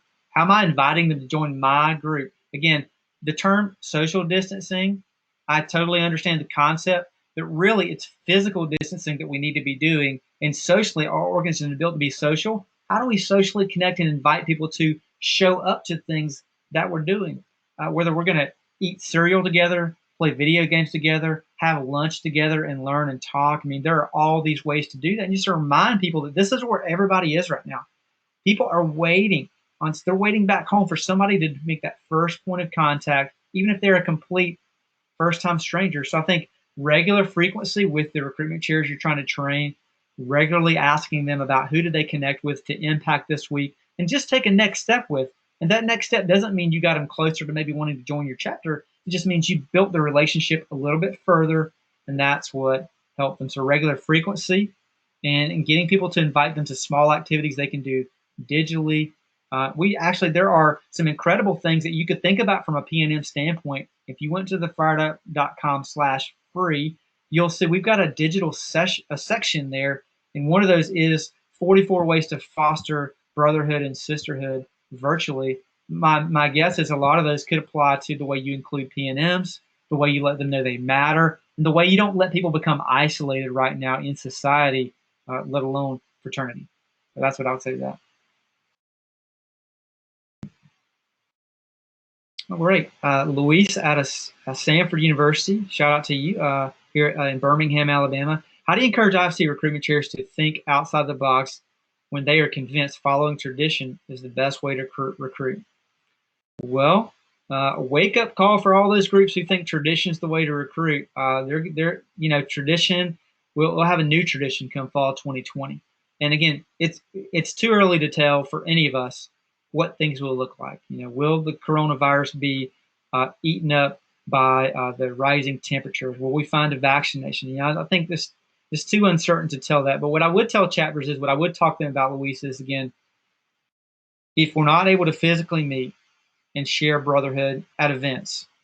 What's the new way that you're going to have to show the value of brotherhood, tell the story of brotherhood that's going to allow you to still get members, still get connection that happens? And I think, the longer people stay and they don't think and they think, oh, let's just be overwhelmed and let's not move forward, I think the less likely they're going to have success in fall 2020. And what I would also, pay attention to is how are IFCs talking about delaying or pushing back growth? Do you hear that coming from more of the traditional chapters who would love, they just want to protect the fact that somebody could come to their physical space? But groups who are smaller, who don't have a housing facility, they're able to innovate now. They're able to connect now. So I think this will almost force people out of tradition and into new ways. And again, I just pointed to the students for the question earlier about motivation. Again, what are ways you can innovate? What's a new trend you could start? Keep tuning in, keep talking to us, asking us questions about what you care about as a chapter and how you're going to attract the right group of men. There's going to be a way that right group of men needs to hear from you digitally, and they just can't do it physically right now because none of us can. So great question. Hope that spoke to that answer for you. Yeah, there's a difference between tradition and habit.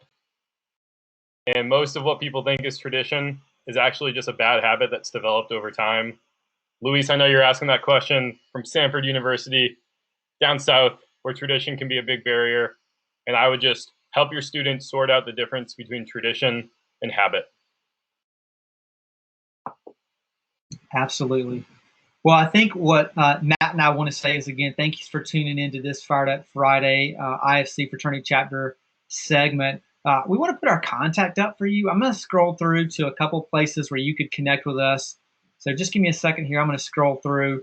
There are some other free resources that you'll be able to see, and you can get those at the firedup.com free site at any time. But if you want to find a way to connect with Matt Farrell, if he said something that spoke to you that you're like, I've got a question, there's Matt's real contact info that you can reach out to him, follow him, connect with him. Great. If you want to follow with me, there you go. There's the best way to connect with me as well. Our team in this time, our team has just been so proactive.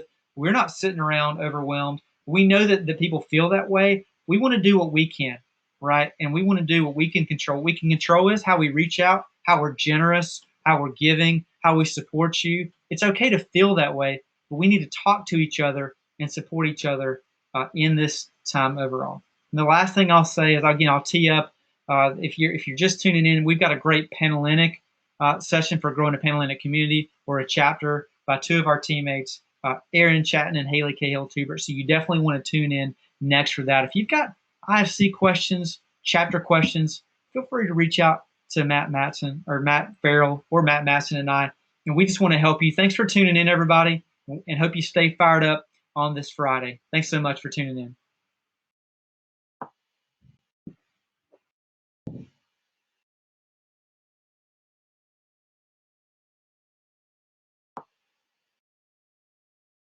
Everybody, Matt Matson here. Thanks for joining Fired Up Friday.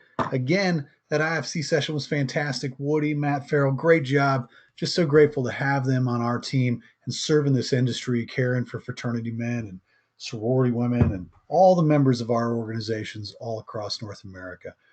Man, thanks, Woody and Matt, and thanks to everybody who participated in that IFC human support session just now. Before that, many of you have been around for 2 hours already because you stuck around for Haley's session at the beginning. Now, coming up right at the top of the hour, you can look forward to Aaron Chatton and Haley Cahill-Tubert talking directly about the needs of our Panhellenic communities right now. This is a weird time. This is a challenging time for fraternity and sorority. We all need to be serious and honest about the challenges that are ahead. But we can also be really hopeful because, as Woody mentioned in that last session, there is no group better prepared for this moment right now than fraternity and sorority. We're built on relationships, and we've got these deep relationships that will bring our members back to campus. And we've got this incredible, wildly relevant product to offer to non-Greek students as we approach this upcoming school year. It's going to require some innovation. It's going to require some creativity.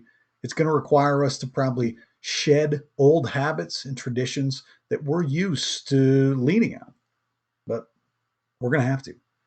And you're the people who will do that. You're the people who have prepared for this. You're the people who show up to things like this to make sure that we can help all of our chapters and our chapter members succeed and thrive in this time. All right, we got about 4 minutes until the next session starts. About 4 minutes till the next session starts. Everybody get yourself a snack, a little drink of water, and stay tuned in to talk about Panhellenic recruitment, a little human support session. You can ask questions. Haley and Aaron will have some messages to share with you at the top of the hour, and we can just keep engaging and keep connecting with one another. Hey, quick moment to say you're human. And during this moment, all this weirdness, just know that we very much care about you. And we want to make sure that you're healthy and you're safe and you're taking care of all the people around you. I'm guessing the folks on this call, the folks on this session right now, you're the kind of people who are taking care of a lot of people right now. Make sure you're taking care of yourself as well. Make sure you're being thoughtful about how not only your body and mind are, but your spirit is as well. This is a moment that can be dark and challenging for people, but I think the folks who are tuning into this, you're feeling hopeful and you're feeling innovative and you're feeling like there are moments at least where this whole situation has given you a chance to create, has given you a chance to see the world through fresh eyes and to see fraternity and sorority through fresh eyes. Thanks for being those people. Thanks for being here. Stay fired up. 2 minutes. Haley and Aaron will be joining us.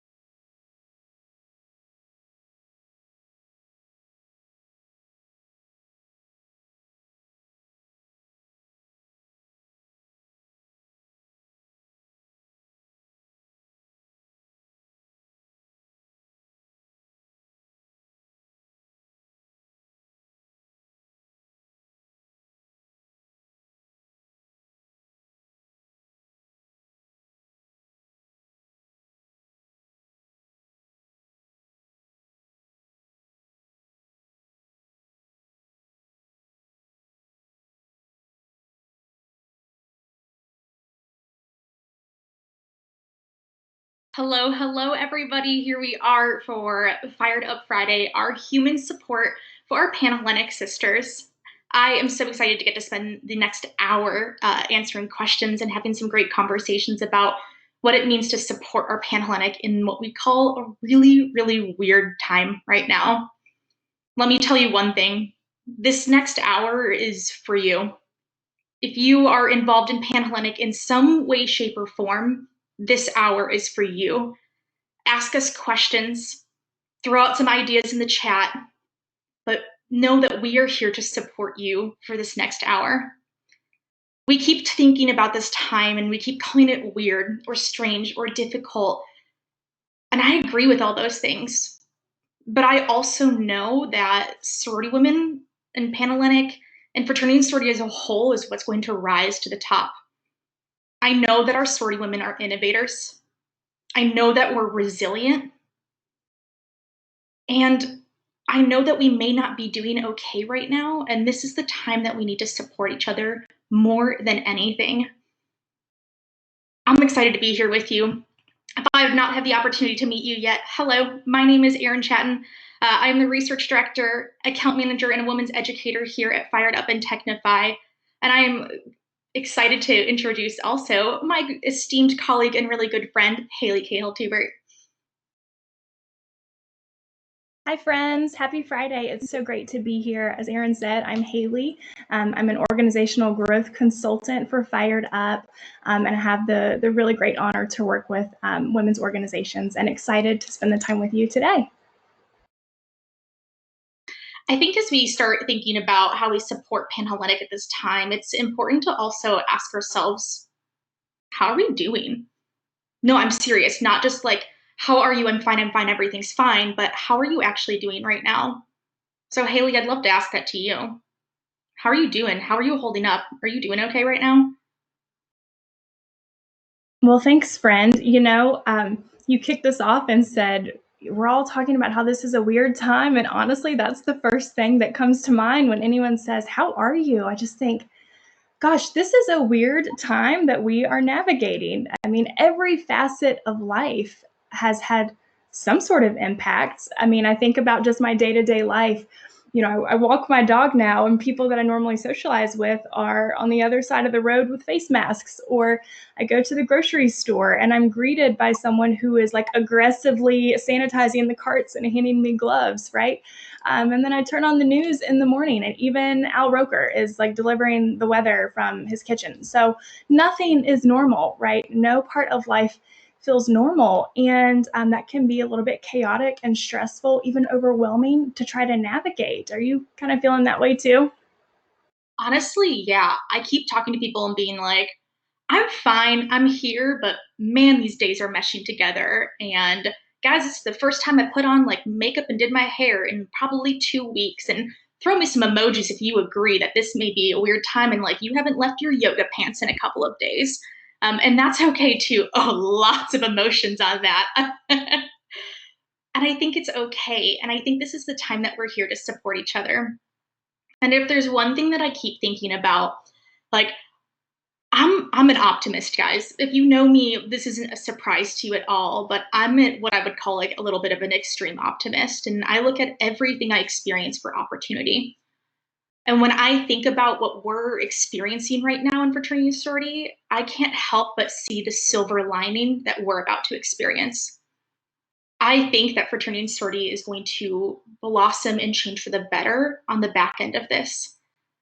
And if it feels weird right now, and if you are Ricky Bobby who doesn't know what to do with their hands, that's okay. But I think that there will be a silver lining to this. I think about how our contact with our chapters is going to be greatly improved. I think about how we're going to be able to connect more efficiently with our sisters who are away on study abroad, about how we're going to be able to prepare for recruitment over the summer in ways that we've never done before. I think about how what we're experiencing right now may feel temporary, but what we're creating right now and what will happen will shape the future of sorority for years to come. We are in a time of innovation, and what we do now, how we create and act and share it in our sisterhood right now, is going to vastly change sorority. And so, guys, I can't help but be excited. And I can't help but look at the silver linings. And I can't help but be thrilled about what comes next from this. And as Haley and I were having some conversations earlier leading up to what we were going to talk about for our Panhellenic support time, we were thinking about two major areas of what chapters can be doing, what communities can be doing, what professionals can be doing right now with Panhellenic chapters.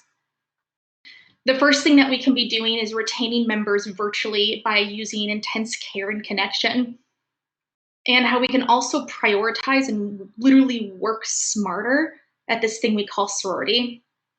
Haley and I are going to talk about this for a couple of minutes, but what I encourage you to do as we start talking and as we go through is there is a question button right above our heads here that you can ask us questions. As I said earlier, this hour is more for you than for anything else, and we want to know what questions you have. So feel free to start some great conversations in the side chat, but most importantly, ask us questions in the Q&A above. Let's start talking about our care and connection. Guys, our sisters need us right now. Our sisters need us right now more than anything. They are lonely. They maybe haven't had human contact in a couple of days. They may be that extroverted woman like me who's like silently crying in the corner because all I want to do is be around humans. They may be that introverted woman who everyone thinks that she's fine, but she needs people too.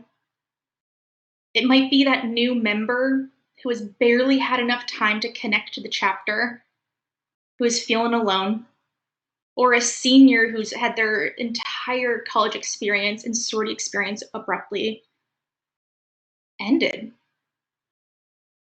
Our sisters need us right now. And if this is one thing you haven't done already, and kind of what Haley and I just did, is I want you to ask your members how they are, but really. And you can do this in a number of ways. My alum organization online had a really great interaction with hearts and colors where they said, no judgment. You don't need to explain how you're feeling, but just indicate by the color of a heart how you're feeling right now. If you are putting in a red heart, you are excelling and you are fine and dandy. If you're a blue heart, maybe you're somewhere in the middle. Maybe if it's a yellow heart, you're meh right now. Maybe if it's purple, you're saying, I'm not doing too great, and I could really use somebody to talk to. And if it's a broken heart, maybe that's you saying, I need somebody right now, and I'm not doing too great. But we need to connect, and our sisters need us, and we need to find a way in order for them to express in a comfortable way how they're currently feeling so that we can support them too. When I think about what our sisters need right now, I go straight to the point of connection, and that everybody needs something a little bit different, whether they're that extrovert or introvert, that new member, that current member, or that senior member. And they need it both in an individual, one-on-one, personalized way, but also we need to find ways to create sisterhood as an entire group too. If you've had events planned that have gotten canceled in person, they can still be moved online. We can still meet and build our bonds, but just in a little bit of a different format. Here's how I think about this. Every member needs something different. So let's think about our new members first. What do our new members need right now? Our new members who, for some of our chapters who have COB'd, they're not even initiated. For others that joined in maybe fall recruitment and are initiated, they haven't fully connected to the people and the purpose of our organizations yet. They need their expectations to be aligned over how things are going to shift and how their membership experience is going to shift because of what's going on right now. And above all else, they need to know that they matter, especially if they are not initiated. They need to know that they still matter to our organization, even if they don't have the ritual that they know by heart. I think how we can do this is we need to think about how we connect with these different groups in an individual, meaningful, one-on-one way, but also how we facilitate this in groups. With our new members, we need to connect them inside of our chapter. I think that one of the biggest things at risk of our new members right now is losing them because of a lack of connection, which is a top reason of why women leave sorority overall. But they may fall victim to thinking that there are cliques in the chapter. They need to be introduced to the friend groups instead. And that may be done through having one-on-one virtual meetings, getting some dinner, literally cook some dinner and put it down in front of your computer and do this and sit and spend some time with them. They may not know the people to connect to, and they may need our leaders to connect them instead. They may need you to reach out and say, hey, I know we haven't had time to meet yet, but I would love to spend this time where we can sit face to face across a computer to get to know who you are a little bit better. But we also need to connect them as a group and make them feel connected to the entire sorority. We know that Netflix has this awesome new feature, or maybe it's Google Chrome that has the feature where we can do Netflix parties and we can have conversations and we can watch whatever crazy documentary is out right now. We can use things like an online gift exchange to make people feel like they still matter and send them something that brightens their day. Now, our current members, they are at risk because they've had an experience and they may be thinking about leaving. They need to be reminded about the worth and the value. And we can argue that our new members need to be reminded of the worth and value as well. We need to challenge them to connect deeper. And again, with our members, we need to align their expectations around that sorority is going to look different over this next semester that's online and over summer. And you know what? It's going to have some changes over fall too. But here's what we can expect now. Our current members, they need to be reminded that sorority is still worth it for them, that there is value here for them, and that there is ways that are going to help them grow. That maybe by connecting them to some alums, doing some group activities like having a virtual workout, some professional development, reading a book together, doing an online class together, but knowing that sorority continues to add value for them. I saw a question just pop up about what on earth is Jackbox? This is my all-time favorite activity to do online with people. It is an interactive game that you play from your cell phone that can be hosted on a game such as Switch, and the link is just posted inside of our chat here for you. But it is a way for our entire chapter literally to be able to play a game together or participate in a game together by screen sharing, by getting on an app like Discord and having conversations over doing something lighthearted like playing games. All of these resources for you, by the way, are at the bottom of the screen at that link and is being posted in our chat box right now. And for our seniors especially need us. Our seniors need to know that they matter to us and we need to celebrate them. Their membership is coming to an end, and it's our responsibility to help them have that positive closure, to offboard them into a positive alum experience. And most importantly, in my mind is the celebration here. Writing them letters, doing some spotlights, and we can still throw them that send-off party that they look to for their entire membership, where we get to celebrate who they are and what they've done for this chapter and speak upon how amazing they've been. We can collaborate with some maybe local alum groups to have them introduce to their next phase of membership that comes after their undergraduate experience. But what I want to get at and what I want you to think deeply on and look at those ideas on is how do we connect with our members? Because they need us. And we need to think about not just connecting them and throwing out group invitations and saying, hey, anyone can come, but sending out personal invitations too, and reminding every member that they still matter to us. Now, this is going to take a little bit of work, and that's okay, because I think that there's actually opportunities for us to work smarter instead of harder as we move forward in our experiences right now.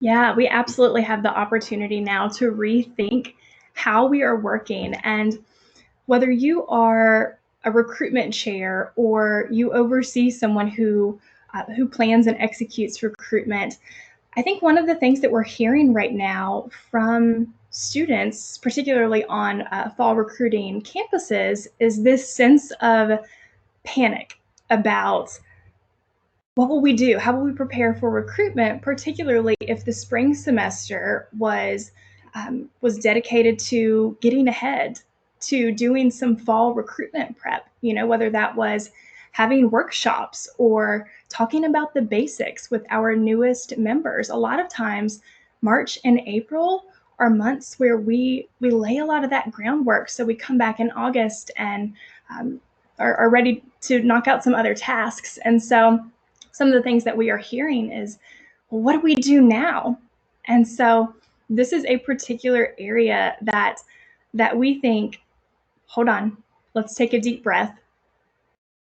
Instead of going with that gut reaction to kind of crack the whip, if you will, when we get back in August and September, instead of making those work week days longer, instead of feeling like we have so much to do that work week truly is going to be a week of work and nothing else, my encouragement is to say, hold on, let's work smarter, not harder. If anything, let's try to make those days shorter. So hear me out on this. I want us to use this time to really figure out what our priorities are. When we have so much time to prepare, that priority list can get longer and longer and longer, right? When we start preparing for recruitment in February or March, our list gets longer of all the things that we can and should be doing because we have all this time to be thinking about it, right? So whether you are someone who works with recruitment chairs, if you are a recruitment chair, I want you to take the next 30 seconds. And you can grab your phone, you can grab a sheet of paper if you have it handy, but for the next 30 seconds, I want you, as fast as you can, to write down all the things that come to mind that are quintessential in recruitment preparations.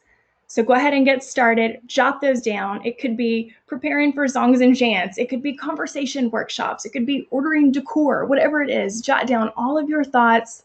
Just take a few more seconds here. Every single task that comes to mind that you have to do to prepare for recruitment. Take about 5, 4, 3, 2. All right, pens down. You've got your list, and surely you could take a lot longer, and I would encourage you to do that after our call. Sit down with pen and paper. Write down every single task that you are accustomed to doing when life is running smoothly and normally, right? And with that list, here's what I would like for you to do, or what I would like for you to encourage your students to do. Let's rank our priorities. And I know some of those tasks seem like they are all number one priority, right? So the challenge here is for you to really think critically about which items associated with recruitment preparation are absolutely essential. And I want you to rank them in order of importance. Number one being, recruitment could not happen if we did not do this. Our members would not be prepared if we did not do this one thing. All right? And number them down. After you have your lists ranked, we are going to code them. Okay, let me show you what this will look like.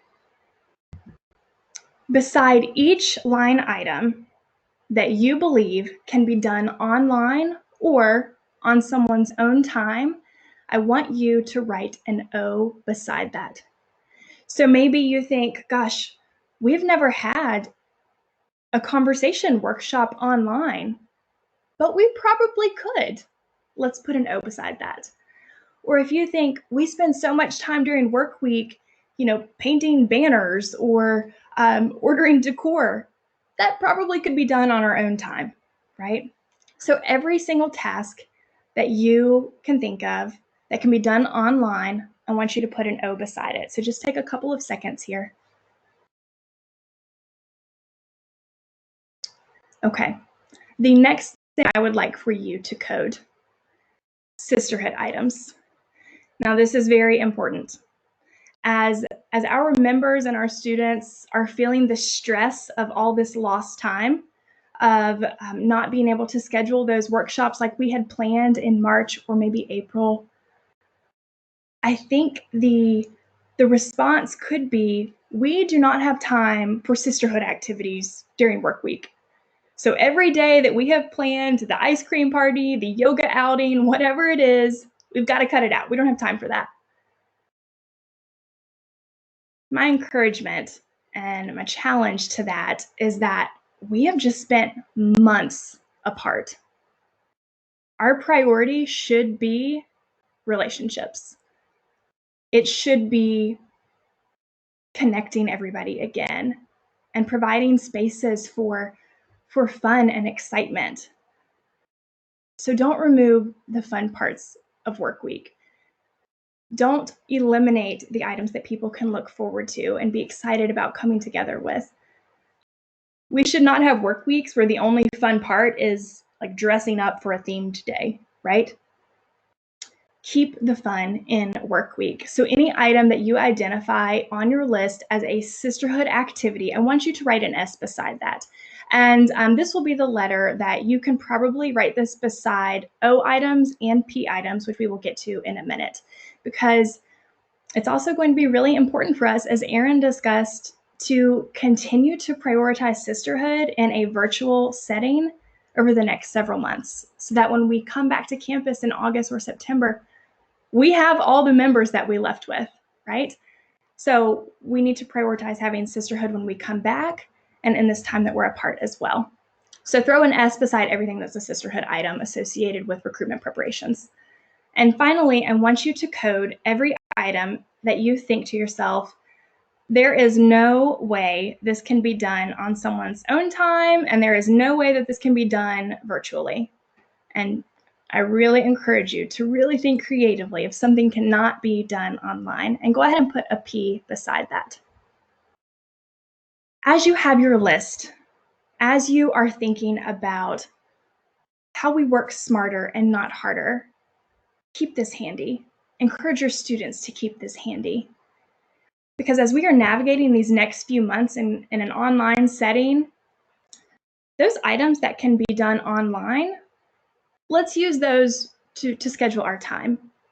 We use the online items and we use them in order of importance to allocate our time. And then when we come back in the fall, we have a clear roadmap for what work week should look like, or what those first few weeks together should look like.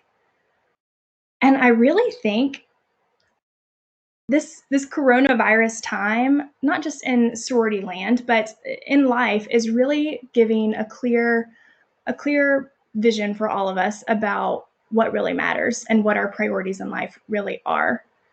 Things that maybe we took for granted before, we're appreciating a little bit more now. And I think the same will be said for sorority. I think when we can learn to really use our time wisely now, and when we return to campus, we will remember what's important. And I think suddenly chanting and singing for hours is not quite as important. But spending concentrated time as a chapter really matters. Talking about how we have more important conversations really matters. Understanding why we love and support one another, that's what really matters. So prioritizing all the tasks that we're normally accustomed to doing, and then using that and holding each other accountable for sticking to those priorities, will be how we can work smarter and not harder when we return to campus in the fall.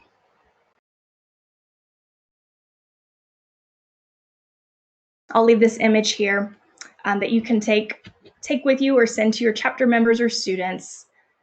We prioritize. We've got that concrete list in front of us of what those priorities are, right? We've got them ranked, and that's maybe not debatable after we rank it, right? We maintain a relationship-focused culture. We do not remove sisterhood. If anything, we are putting more and more of it back in. And we reimagine our strategy. So maybe our meetings move to Google Hangouts. Maybe that bump group bonding that's important and we always make time for in the fall, maybe we have online coffee dates instead. We get creative because we have to. I think part of the reason we have so many traditions in how we run sorority recruitment and work week is because we've never had to do it any other way. But we might now. And our spring recruitment preparations obviously are looking quite different, and that requires us to reimagine. And yes, we can teach bumping online for sure. So we're reimagining everything that we do. I think now is a perfect time as you are kind of digesting everything that we have just shared with you about prioritizing connections and also how we work smarter, not necessarily harder.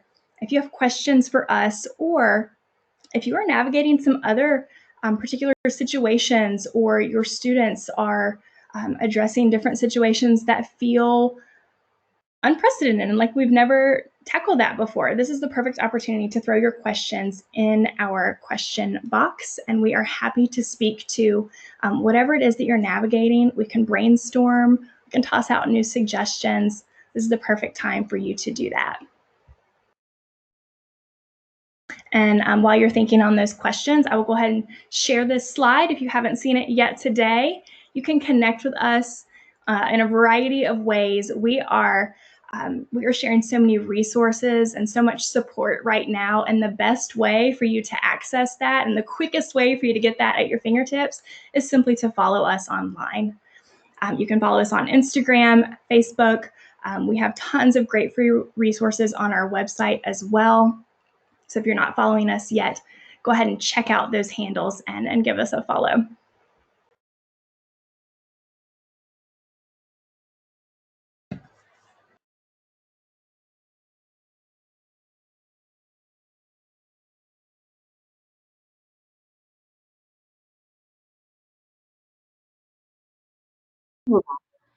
So I see a question coming in from our good friend Julie over on our chat side here about what we think seniors and incoming freshmen, oh, here it is right here, that have lived through Corona will be most interested in regarding sorority life. Julie, first of all, hi, and wonderful question. I think what they're going to be really interested in is the connection piece. In one of our earlier sessions, we pointed out that in times of actually economic downturn is when fraternity and sorority have seen an increase in membership. I think that what's going to happen is that we are going to live in this bubble of non-connection or virtual connection for so long that people are going to be really thirsty for that face-to-face connection when they come back to campus. If you've been following any of our stuff on Generation Z as well, you will also know that they're looking for some sort of worth and value that goes beyond just their undergraduate years. So I do think that when they come back, that our seniors and incoming freshmen are going to be most interested in that connection piece. They're going to want to know what actual sisterhood looks like. And that's where we need to translate our language a little bit from that 5,000-foot sisterhood conversation to that 5-foot. So instead of saying we do things like, we have sisterhood and we do socials together, but I want our members getting used to talking about how that feels in their actual shoes and how they experience that. I want to hear about the times that like you had like a random like dance party in a chapter house because somebody pulled out a boombox one afternoon. I want to hear about the support that our chapter members give us. I want to hear those specific examples. And I think that that's what these incoming freshmen are really going to want to hear. Haley, anything else to add on that? No, I agree. The connection piece, I think, is going to be the largest. I think we're all in a space right now where particularly us introverts are just craving human interaction. And I think that says a lot about, people who can recharge themselves are like desperate for humans, right? And so I think about incoming students who are excited to go to college because they can be around so many people and find new friend groups and be involved in things. And so I think they're going to want to know, how did you all stay connected at a time when you weren't apart, and compare that to how they stayed connected with their high school friends or people in their community. And I think it's really important for us to know that sororities should be able to provide more than what they're accustomed to experiencing. I think whatever it was that they had in this time with high school friends or whatever that may be, I'm not saying we have to one up that, but what I am saying is we should be able to give concrete examples of how we were fostering connection and supporting one another from afar, and speak to the things that they are looking for that they didn't have. So we have another question. How do we navigate rules and structure versus massive enrollment declines and potentially low recruitment registrations? That's a great question. Erin, what are your initial thoughts on navigating rules and structure with enrollment declines and recruitment registrations? I think that the first thing that comes to my mind is that we need to kind of let off some of our rules and structures, not the ones that impact things like health and safety. But I want us to think and like, again, this is another time to like make a prioritization list. What are all the barriers to joining at your university? All the barriers, whether that be that the registration's so early, maybe it's the cost of it, maybe it's that they have to move onto campus early. I want you to think about all of those things that are potential barriers to joining, and I want you to prioritize them. Things that rank lower in the priority, maybe those are some things that we need to be more lenient on, especially when we're looking at things like the finances. Why is our registration price the way that it is? Is there a way that we can lessen that?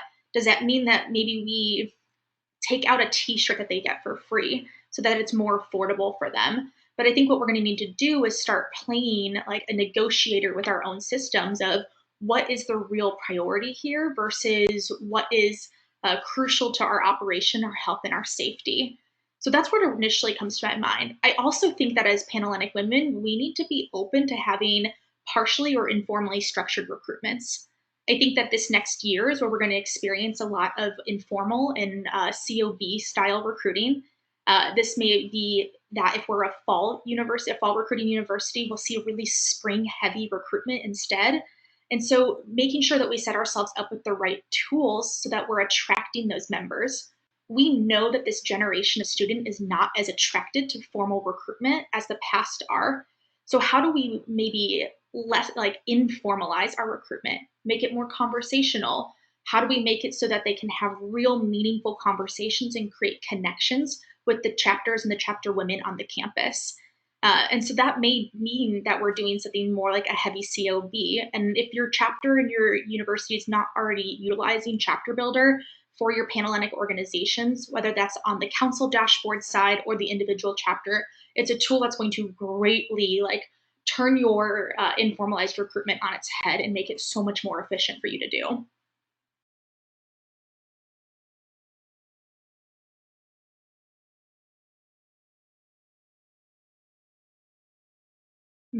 Okay, great question here from Julie again. How do we balance the care for sister situations and struggles with online classes and recruitment prep? I'm going to assume that this is some things like some socioeconomical situations and maybe some struggles with, and Julie, you can correct me if you have a more specific on here.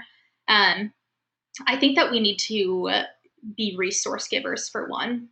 This conversation came up with the University of Kentucky and all their sisterhood chairs of saying that there are some members that don't have the best home situations and don't have the best support for getting things like online classes and tools for them. There's a lot of universities and local support systems to help our members in that way.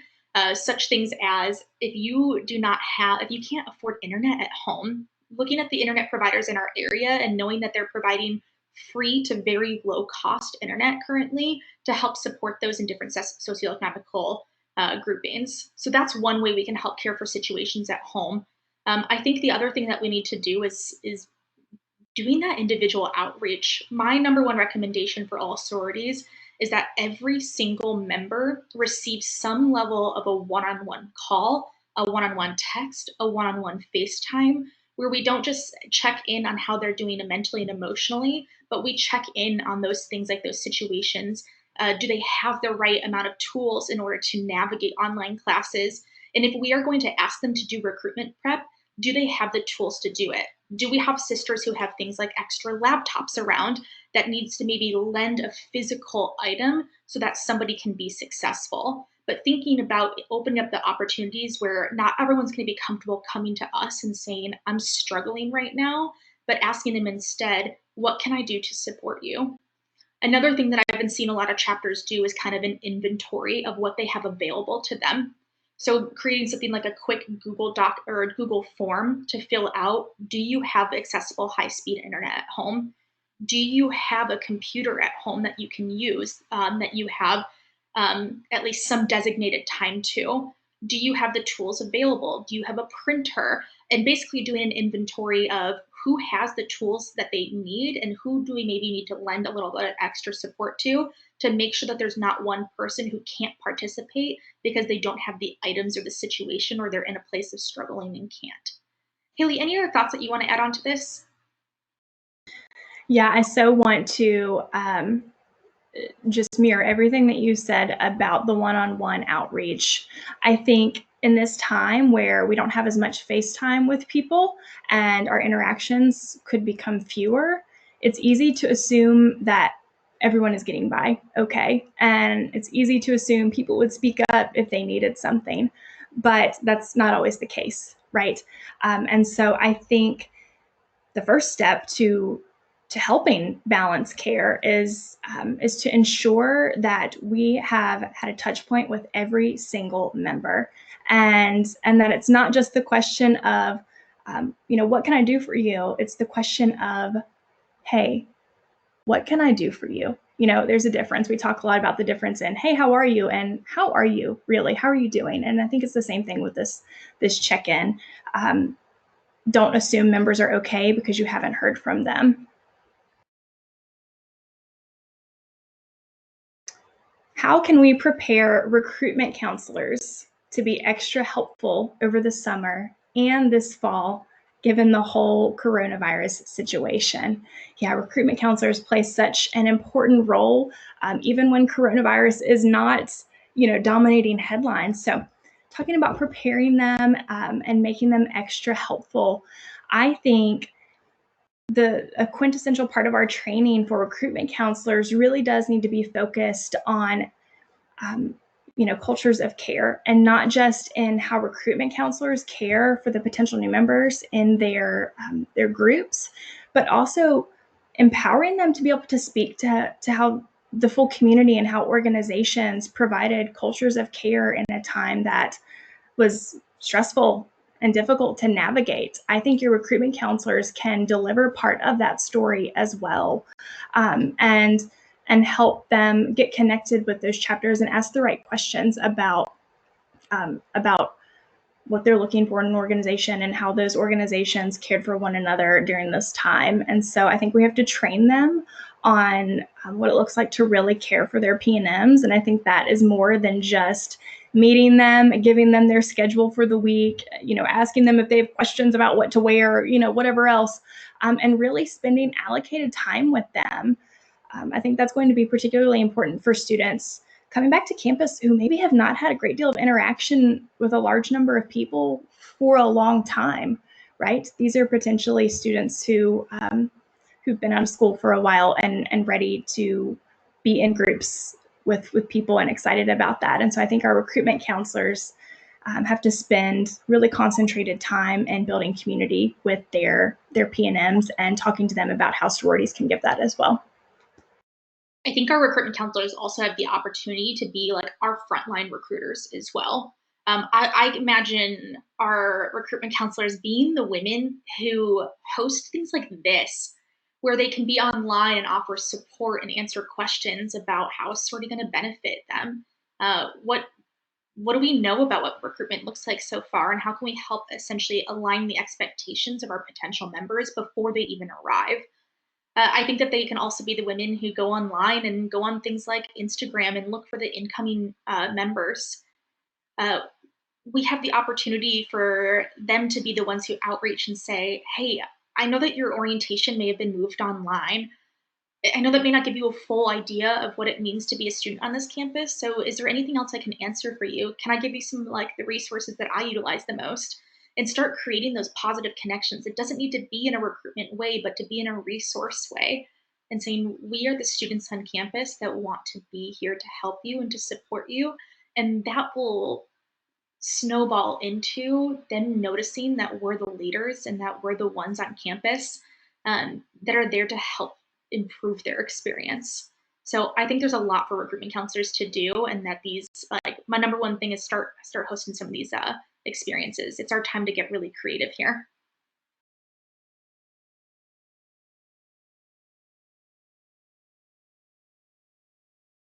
Great question from Julie is how are recruitment counselors supposed to know the incoming student if they don't have access to that information?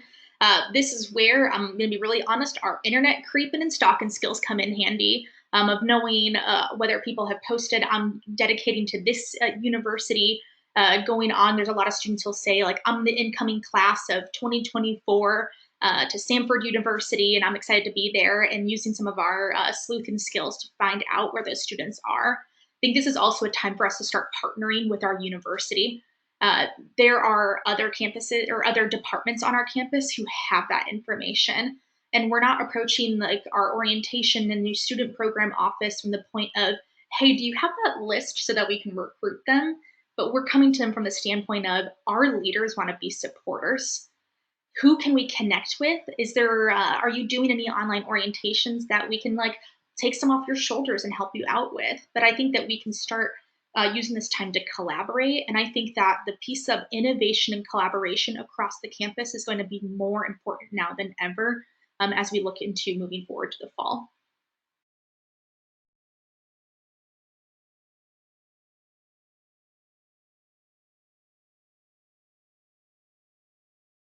Julie just popped up in some wonderful comments. So for those who are going to be watching the recording later, of campuses who have already started group me's in the Instagram pages where their freshmen can also have conversations. So that's a really great thing and a really great place to host some of those conversations too. Absolutely. Now, Haley, another thing that you and I have talked about that may have not come up in question is how exactly do we do things like recruitment training online? We touched on a little bit earlier, but what are some of the recommendations that you have about what are ways that we can practice recruiting skills in a virtual format for our chapter sisters to engage in? Yeah, absolutely. I think one of the first things that that a lot of students are thinking about with we can't do this online is about a lot of the conversation workshops that our members do. And I think I'm very quick to say, no, we can absolutely do that online. We can have conversation workshops online just like we would FaceTime or have a Google Hangout. And so again, I think it feels impossible because we've never had to do it before.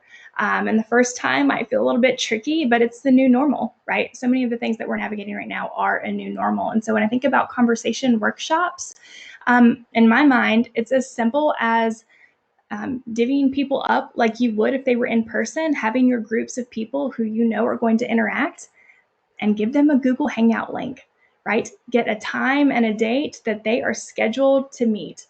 And if you have the Google Hangout link, you can pop into that, check out how the conversation is going, listen in, ensure that they are actually meeting. Not that I think we have to hold our members' hands, but just check in, just like you would circulate a room if you were doing that conversation workshop in person, right? Give everyone a Google Hangout link. And not only is that important time for conversation workshop, but that's important sisterhood time.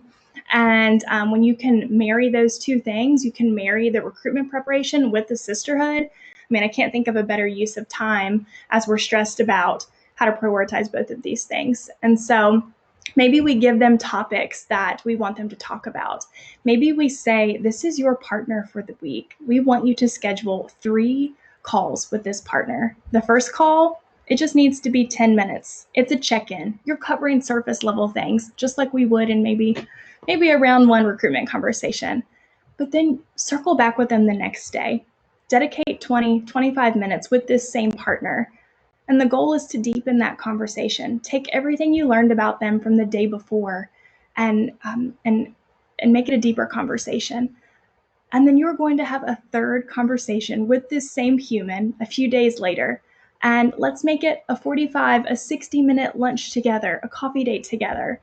And the goal should be that we're not just talking about what the weather's like outside and how we're coping with social distancing. The goal is to deepen our connections and have a conversation with a member of our chapter who we have maybe never interacted with. And we would do that exact same activity in person, right? But we just move it online, and you can do that with mock recruitment as well. Leaders of chapters can partner together, have 2 friends of different organizations do the exact same activity. And listen, I know at first that might feel strange, but when we come to this conclusion that this is our new normal, then I think it's going to be okay. And I think that we make a new Panhellenic friend along the way, and that to me is a win-win. I think this is also a really great time for chapters and communities to do things like needs assessments and criteria assessments. Anyone who knows me knows that I'm the data nerd and I love collecting information. And I think that we can do this and start setting ourselves up for success earlier on. So what I'm thinking of is like create yourself a Google form. Ask people what they think makes a good potential member. Ask them to reflect upon what the chapter needs are. What are something that we're trying to grow in? Let's examine those seniors in our organization that are leaving. What are things that we are losing with them graduating, and who should we be looking for? And giving every member an opportunity to have a voice. Those who wouldn't usually raise their hand in a group discussion, but can fill out a form online so that every single member's voice is heard. And as the leaders, we can collect that information, turn it back to our chapter and say, this is what you told me. This came from you and your information. Here's what we're looking for. Here's how we can create questions around it. If I know that we're looking for high-level leaders who are ready to dive in and take on positions, then we're going to ask questions about maybe not just your experience with leadership, but your interest in it too. And so I think there's a lot of really great opportunities for us to drive and start creating our questions, creating our criteria, getting an idea of what we actually need, and then supplying those to our members and saying, now it's time for you to practice. Here's going to be your conversation partner for the week, and doing exactly as Haley said. Start with a 10-minute, then you have to do a 30, and now here's an hour. Here are some open-ended questions that you can utilize to support it. And at the end, to hold them accountable, have them fill out a form to you and report back. What did they learn about that chapter member through this activity? What did they learn about their question asking through the activity? And what are maybe some things that they can improve on and that they can like evolve their questions on too? I think it's completely entirely possible for us to do the majority of our recruitment prep online. And I think that as we move forward beyond this period of COVID-19, this will start becoming regular practice for our chapters so that we come back to campus at the end of the summer being refreshed and ready to build our sisterhood back in a physical format, in a one-on-one, in a in-person format, and focus on that happy members experiencing sisterhood recruit well. Let's get their skills done at the beginning so we spend more time with each other right before we go into a recruitment scenario.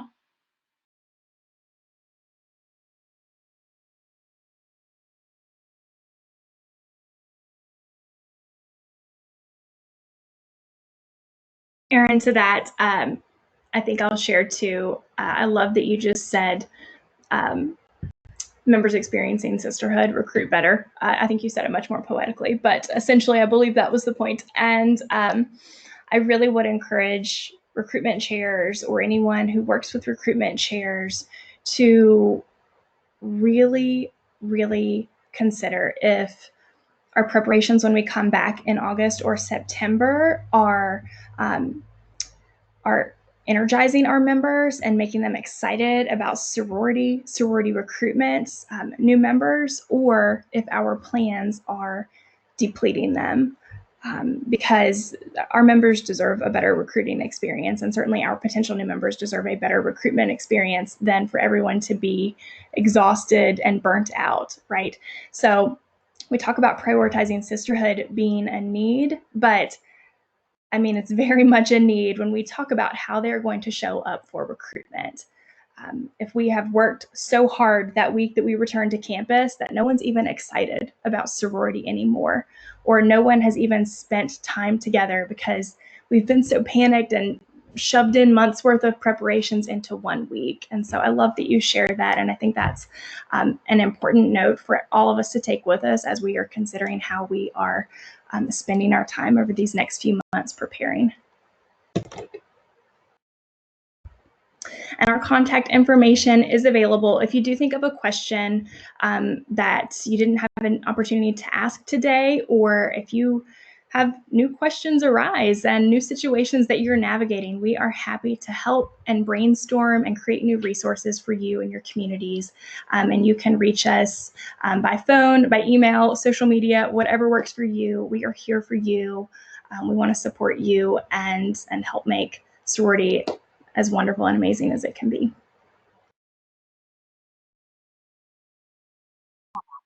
Don't forget that we also have some more upcoming Fired Up Fridays ahead for you. Join us next Friday when we do the future of fraternities and sororities, and we're back for more human support, but this time in a technology version.